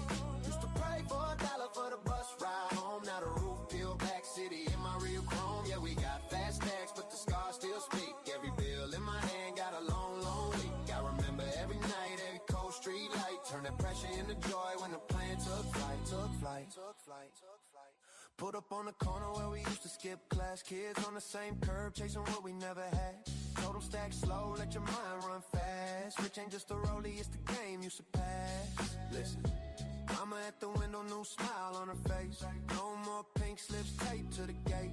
I still hear pop saying something Perfect more hydrogen straight. car. Money just a tool, it don't make you great. Nah. Now the time we talking fast stacks. Rubber bands tight, came up from the back steps. Now the view bright. Used to pray for $1 for the bus ride home. Now the roof peeled back, city in my real cone. Yeah, we got fast stacks, but the scars still speak. Every bill in my hand got a long, long week. I remember every night, every cold street light. Turn that pressure into joy when the plan took flight. From the I'll crowd play black the video tracks in a to the minute. midnight Just stars. From the downloading it shoebox first. cash to the foreign cars. I still feel that block when I grip this wheel. Every laugh, every loss, that's the part that's real. So now we talking fast stacks. Rubber bands tight, came up from the back steps. Now the view bright. Used to pray for $1 for the bus ride home. Now the roof peeled back, city in my real cone. Yeah, we got fast stacks, but the love hits deep. If my people ain't good, I can't really sleep. I remember every night, every cold street light. Turn that hunger into hope What when we the got? plan took flight, took flight.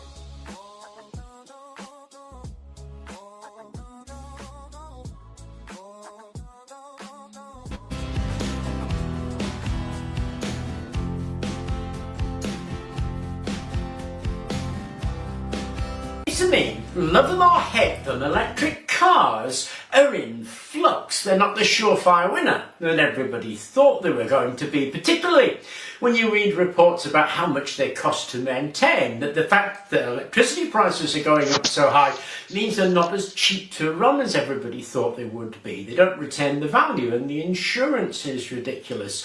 The infrastructure still isn't there, so charging them is an enormous problem. Whatever you think about that, whether you agree with that or disagree with it, I still think it indicates that electric cars are not the answer that we thought they were going to be. And in fact, Japan hates the electric car, or at least it's an argument that could be made that that is the case, because they're putting a lot of effort into hydrogen. And of course, hydrogen has its own problems. I mean, you're thinking about things like how it's made, how it's transported, and how it's stored being challenges for hydrogen cars. So what I've got here is some concentrated potassium hydroxide. It's 5 molar potassium hydroxide solution, and I've got a little bit of aluminium foil.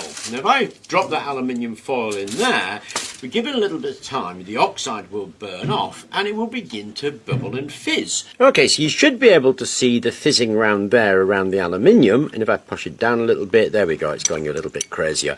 All of that is bubbles of hydrogen, and this is a chemical way of producing hydrogen.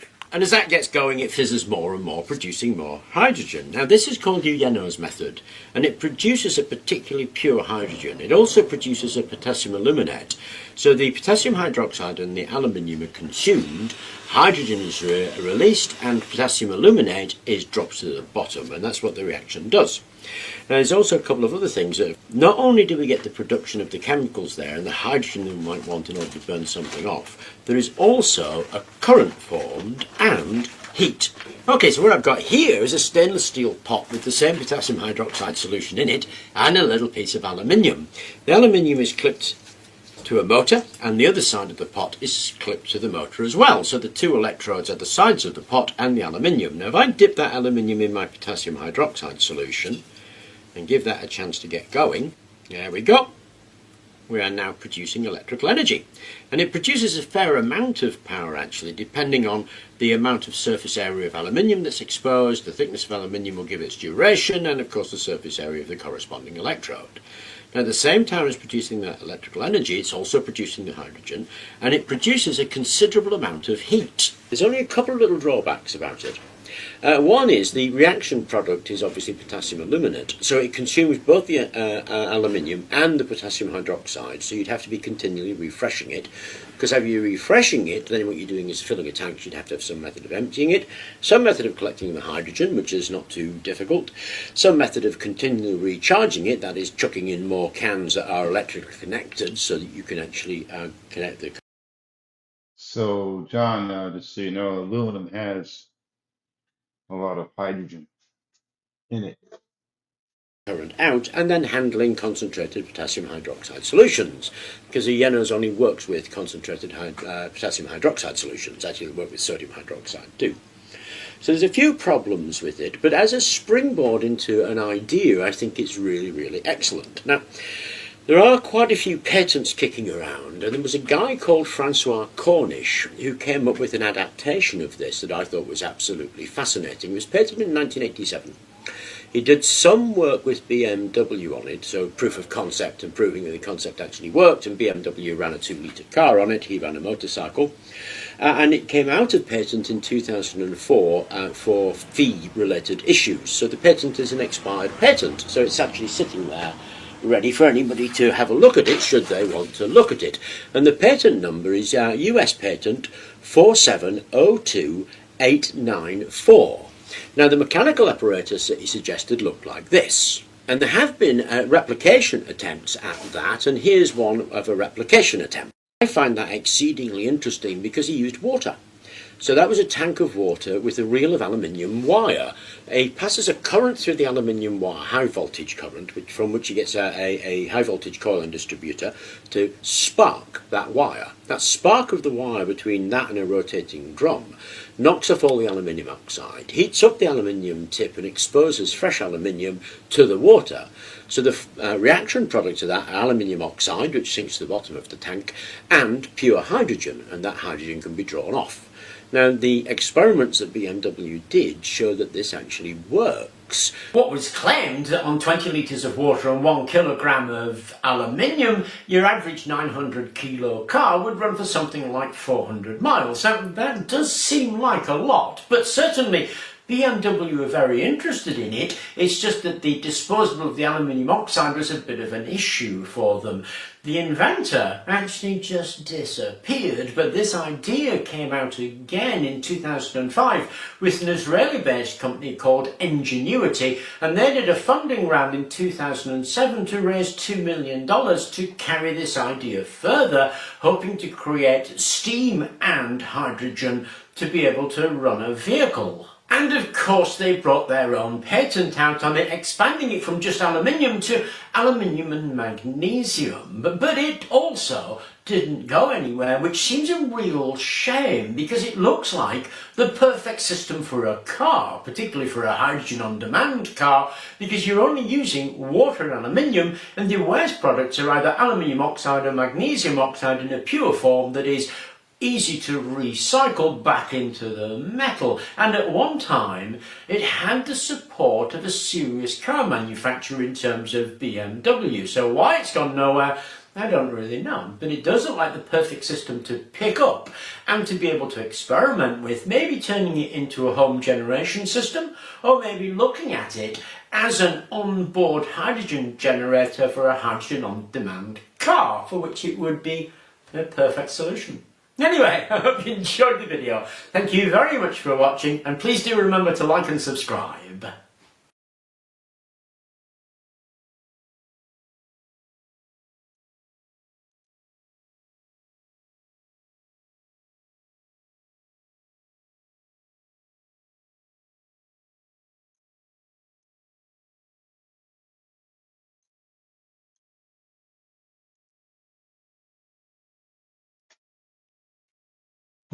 Anyways, thank you for letting me ask you the question. Thoughts? Yeah, where was I drawing?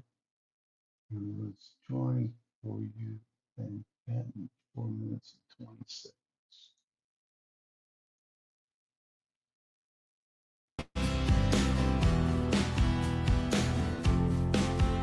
Oxide, so you'd have to be the tank current, which number is U. Now the mechanical apparatus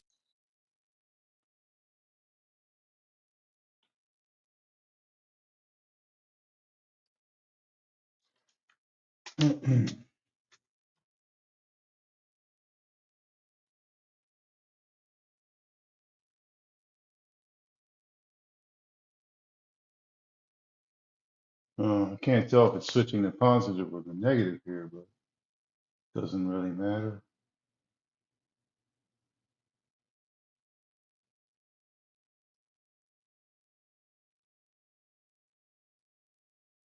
Oh, so the mechanical rotation is switching the primary coil.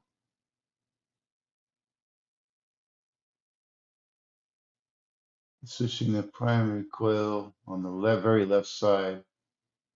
There's two primaries with 3 windings. 2 secondaries with 10 or so windings for a step up in voltage.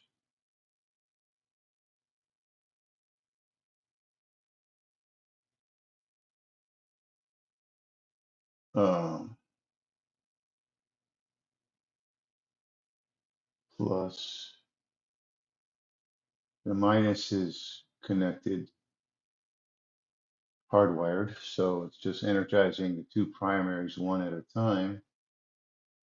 They're alternating the energizing one of the two primaries, the three windings, one at a time. They're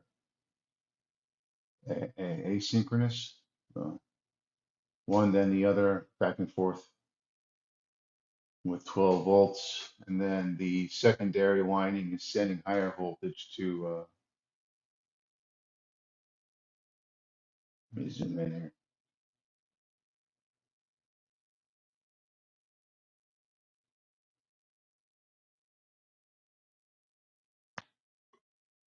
What is that?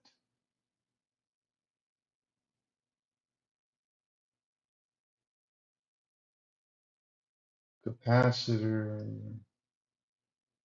I don't know what that is on the right. Maybe the fuel cell to break the water up. Those round discs inside the tank. There's a small one and a bigger one.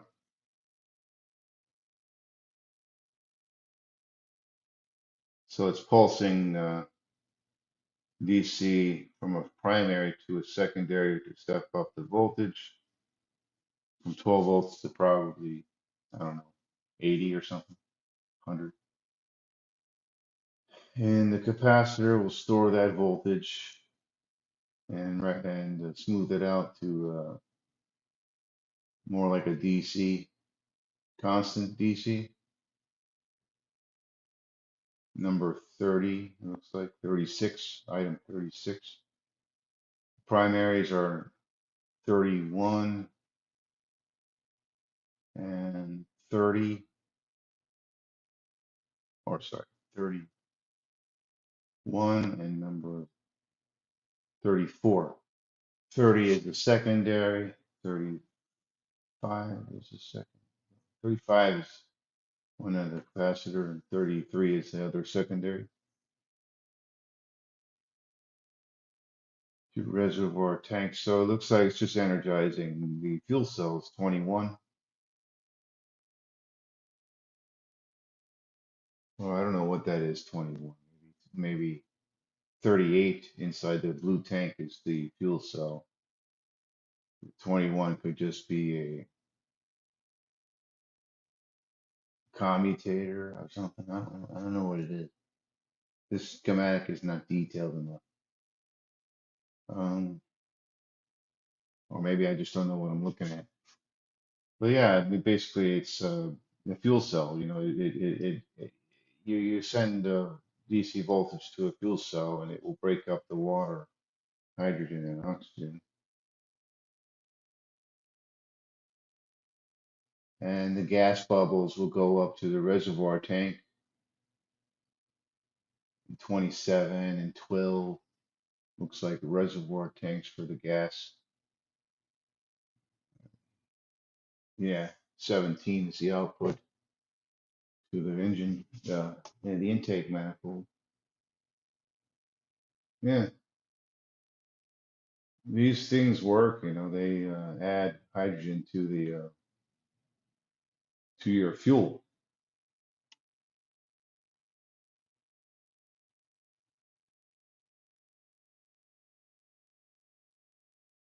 They add hydrogen to the He fuel. suggested looked like this. And there have been replication attempts at that, and here's one of a replication attempt. I find that exceedingly interesting because he used You're right. water. So that was a tank of water with a reel of aluminium wire.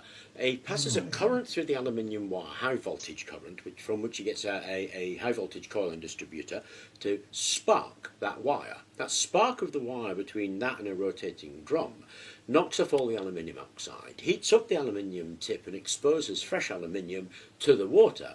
So the reaction product of that are aluminium oxide, which sinks to the bottom of the tank, and pure hydrogen, and that hydrogen can be drawn off.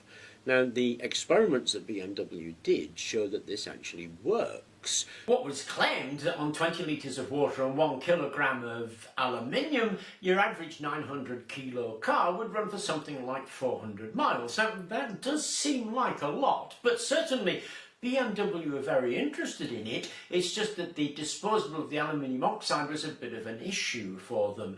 The inventor actually just disappeared, but this idea came out again in 2005 with an Israeli-based company called Ingenuity, and they did a funding round in 2007 to raise $2 million to carry this idea further, hoping to create steam and hydrogen to be able to run a vehicle. And of course they brought their own patent out on it, expanding it from just aluminium to aluminium and magnesium. But it also didn't go anywhere, which seems a real shame, because it looks like the perfect system for a car, particularly for a hydrogen on-demand car, because you're only using water and aluminium, and the waste products are either aluminium oxide or magnesium oxide in a pure form that is easy to recycle back into the metal. And at one time it had the support of a serious car manufacturer in terms of BMW. So why it's gone nowhere,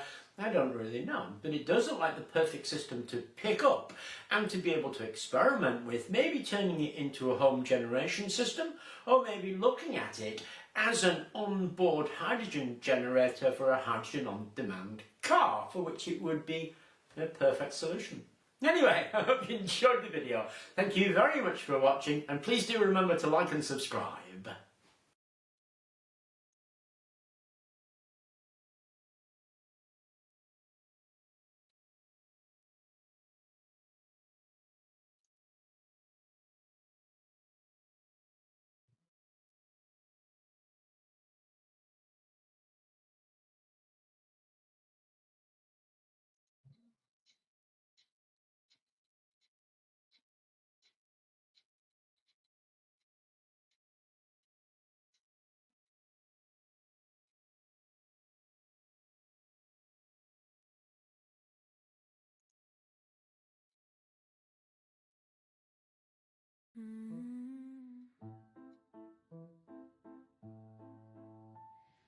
On m'a peint un doux sourire, un cœur en bois pour faire semblant.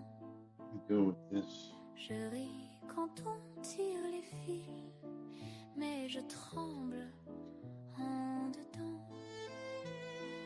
La salle applaudit, ça tourne, tes yeux brillent, puis s'en vont. Quand la nuit replie les chaises, je reste seule sur mon banc.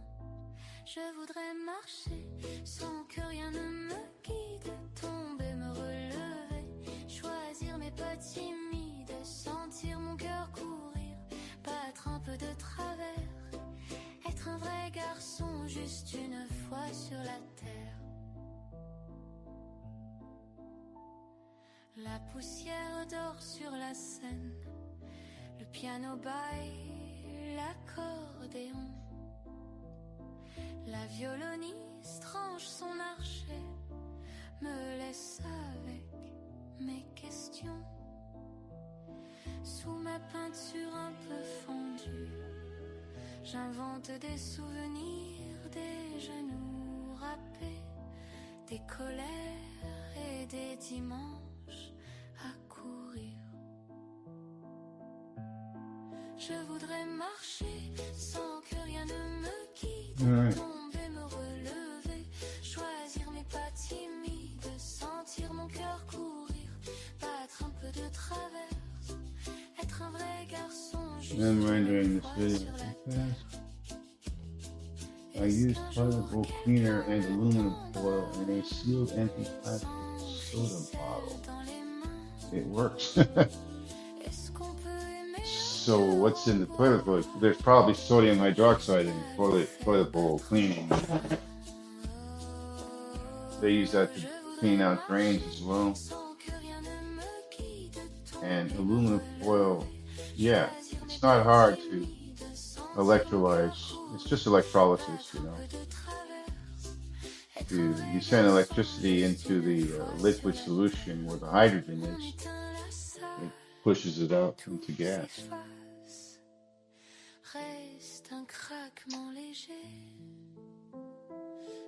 But the more intricate your fuel cell is, the more efficient it is. So the more surface area you have on the fuel cell. And some people are using carbon nanoparticles, kind of like you do with the Kesh coil.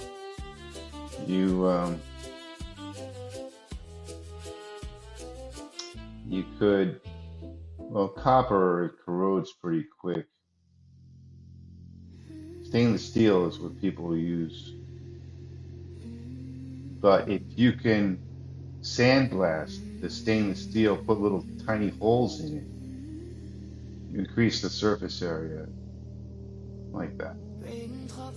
Oh, that's why they sand it. They take a sandpaper and sand the stainless steel. That's another easier method. Fine sandpaper or rough, doesn't matter. And you put the cells in series with insulators in between each cell.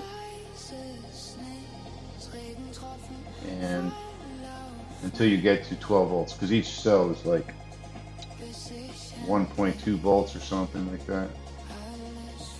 So like 10 of them, 12 maybe, 14 volts. 10 cells in series with insulators in between each one. And how was it?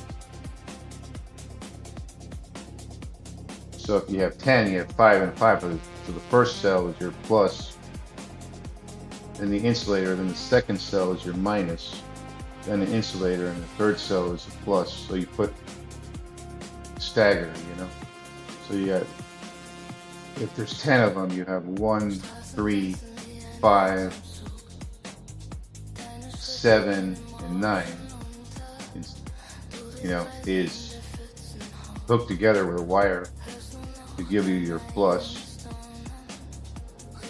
or you put the plus on the battery, and then 2, 4, 6, 8, and 10 is your minus. Those are hooked together also. But you go 1, 2, 3, 4, 5, 6, 7, 8, 9, 10 in a row. So on the top, you would jump 2 from 1 to 3, jump 4 and go from 3 to 5 with a wire, and jump 6 and go from 5 to 7 with a wire. And underneath that, on the other side, so you can separate the wires, you do your jumpers there, so your jumpers are not right next to each other, so you don't have any short issues.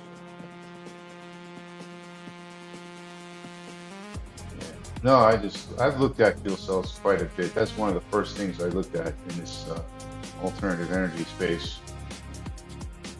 And you know what I really like is, because the fuel cells I'm talking about making here is an electron exchange membrane using steel and iron. But if you use like platinum or other more expensive metals, you can make a proton exchange membrane, which is what they use in pre-built fuel cells that they sell that are quite not cheap, put it that way. You can buy a fuel cell ready to go for like, you could buy like for like $1,000, you can buy a proton exchange membrane fuel cell that puts out like I don't know, 80 watts or something like that of energy, electricity. And that fuel cell will do the same thing an electron exchange membrane will do, only it'll be more efficient because the stainless steel cells or the iron or steel cells, they're not using like high quality metals, so they can transfer electrons, but if you use like higher quality metals, you can transfer protons. I think that's how it goes. But if you buy a proton exchange membrane type fuel cell, you'll get a lot more out of it as far as hydrogen gas goes. And you can feed it hydrogen gas and it'll give power, or you can give it power and feed it water and it'll give out hydrogen gas. It does the same thing a homemade fuel cell does, only more efficiently because it's using higher quality metals, and the polymer membrane that does the proton exchanging from one side to the other is the key part of this, the most expensive part. And that thing is, you can make your own with an injection mold. You get an injection mold, you go to a jewelry shop, you get the jewelry powder that the shavings, the powder from all that jewelry making.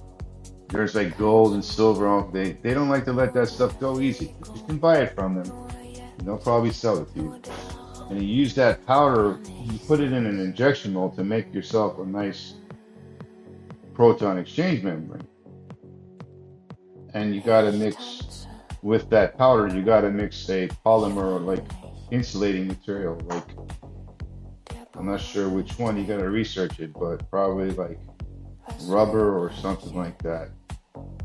And then you make a square piece of rubber mixed with metals in there, and you pancake that around with two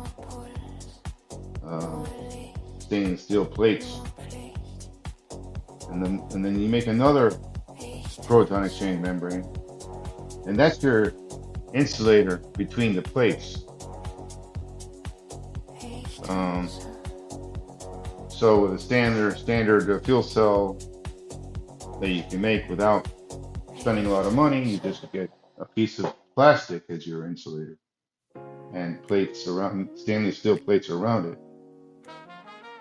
But if you want to go up in quality and production rate, you turn that insulator in the middle into basically a proton exchange membrane. You need to mix high quality metals in the powder form with plastic, with some kind of insulator material, and put it in an injection mold and make your insulating. It's a semiconductor. It's not a pure insulator. So you go from an insulator to a semiconductor. I could be a little wrong on that, but it's worth looking into.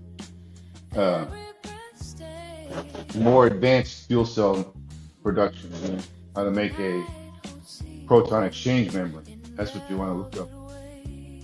How to make your own proton exchange membrane. And you use that membrane as your semiconducting insulator in between your plates to make your own fuel cell stack. Or you could just buy one. They're not that expensive for what they do. They're worth it. They're worth the money, I'll tell you that much. They last a long time, as long as you don't put tap water in there.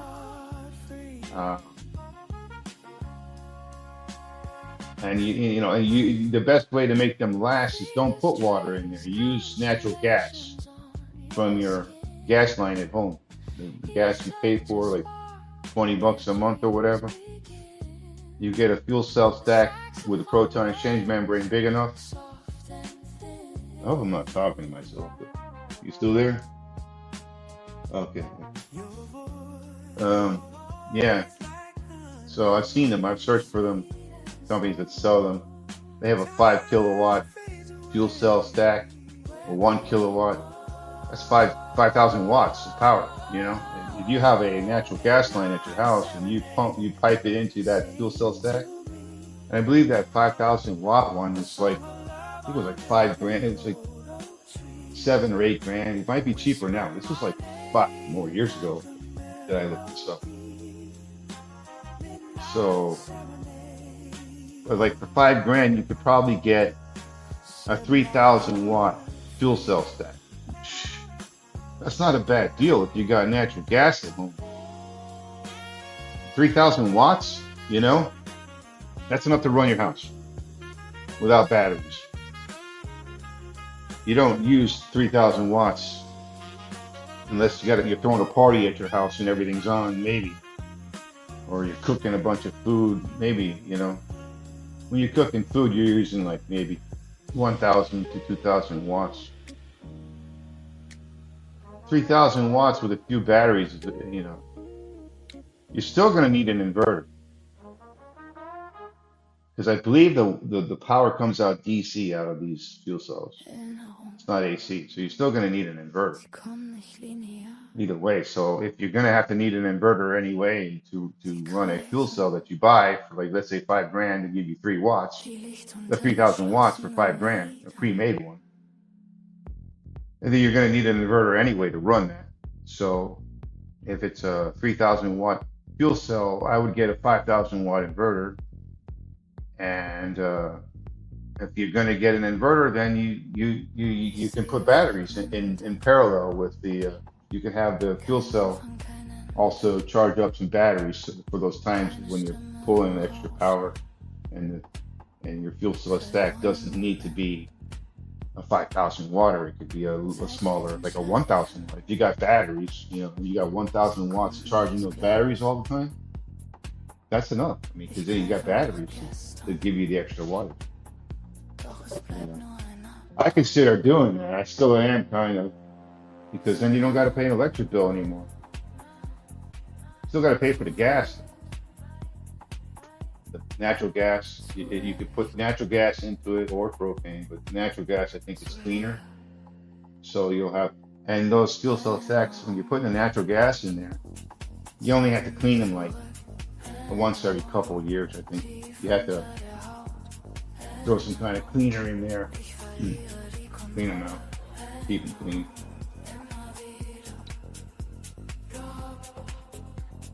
So yeah, I mean, but solar is another one, you know. Only downside to solar is, I mean, they last just as long as a fuel cell stack. They last, solar panels. But the downside is they're full of lead. So every time it rains on your panels, some lead is coming off there and falling into your soil around your house. And it's a known fact that they cause lead pollution, solar panels. And so they're working on making solar panels without lead. So there's companies researching perovskites that are basically lead. Right now they use lead perovskites in solar panels. That's why there's lead. It's lead perovskites. So they're trying to make synthetic homemade perovskites that are lead free. And they've already there's this company, I forgot the name of it.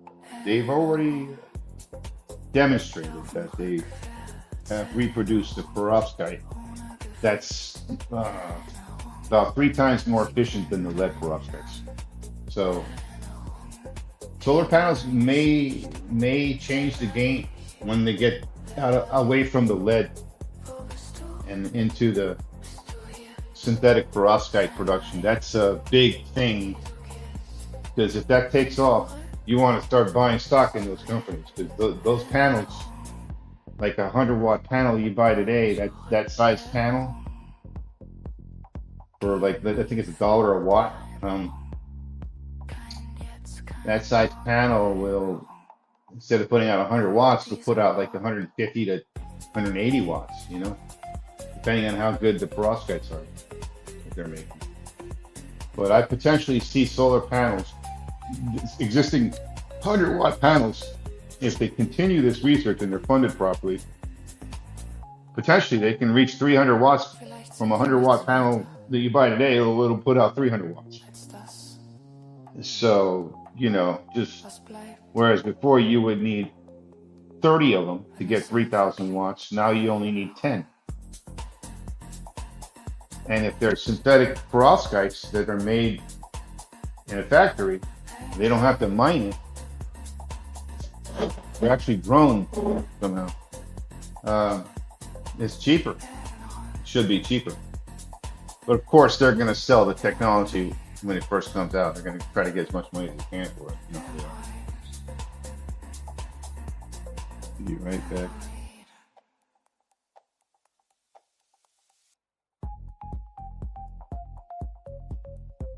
Let's see what the video looks like. I just rendered it.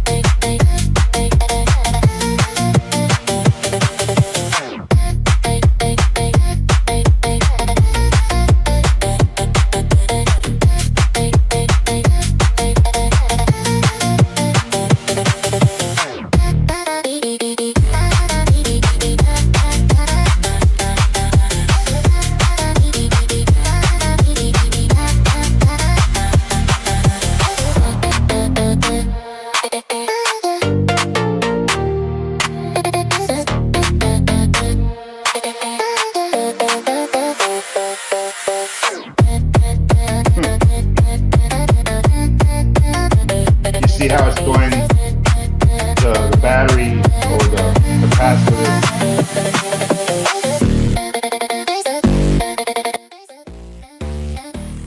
You see how the capacitor charging the primary in the left, the very left coil in green gets charged from the capacitor. And when it gets charged plus on the top, that's the charge polarity from the capacitor. And it goes into the one half of the bridge. And then when it flies back, when the transistor's open, you see that plus turns into a minus, and the minus turns into a plus. And that goes through the other half of the bridge. So you can see two diodes red, then the other two diodes are red on the right side there. So two of the diodes take the flyback. And it's a bridge rectifier. It should be high voltage diodes in there. You know, you might be, the guy who made this video, Pachuka, he uses a standard rectifier. But it might be worth building your own rectifier and making that half of the bridge of that rectifier that you build, make it with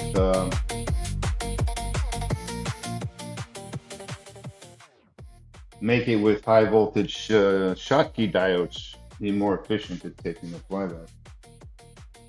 All right, I'm gonna post this video. Hey, John, it's a pleasure having you here. Maybe when you get in more rounded in this area, we can throw your thoughts on what you think going on in some of these circuits, like the Joule thief and all that stuff. Thanks for coming in, John. All of it. Do it.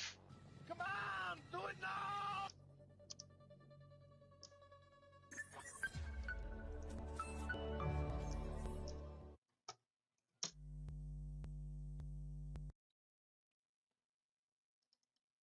See you next time, man. I'm gonna post this video. Keep in touch, all right? Pleasure having you here.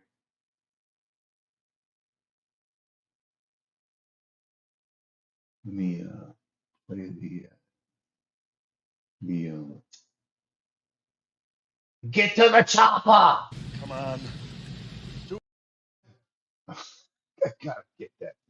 That's cool. Hold on. One of my favorite YouTube clips of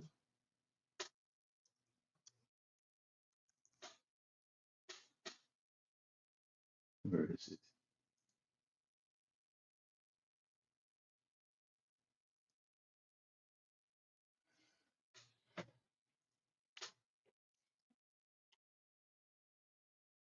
Get to the chopper!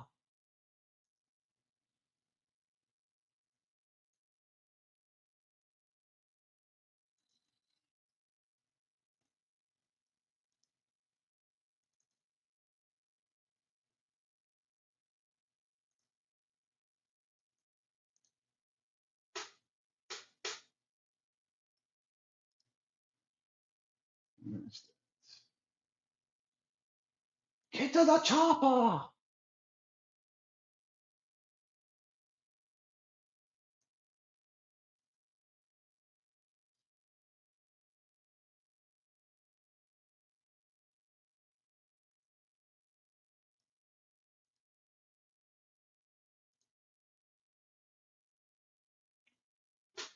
I'm gonna have to upload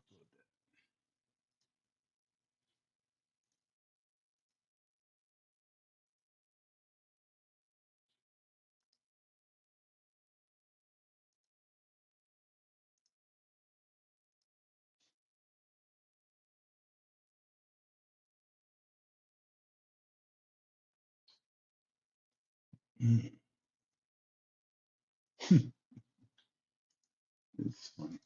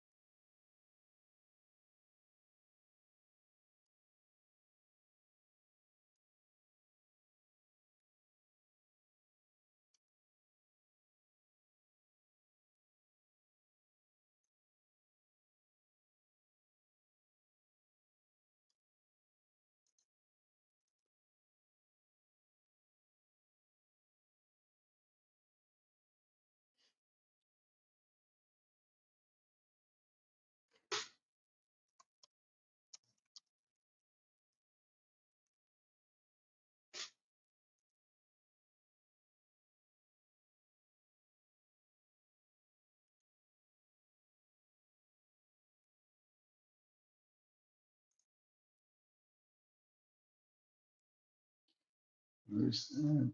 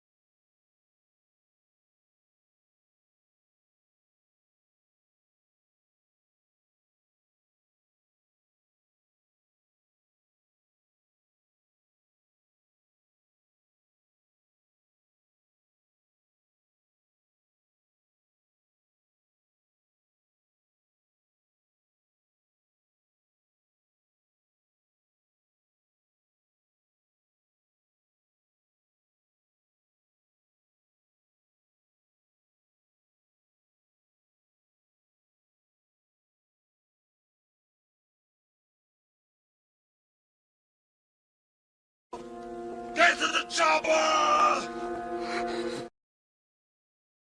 Come on. Do it. Do it. Do it.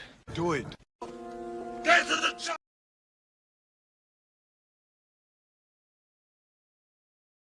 Come on.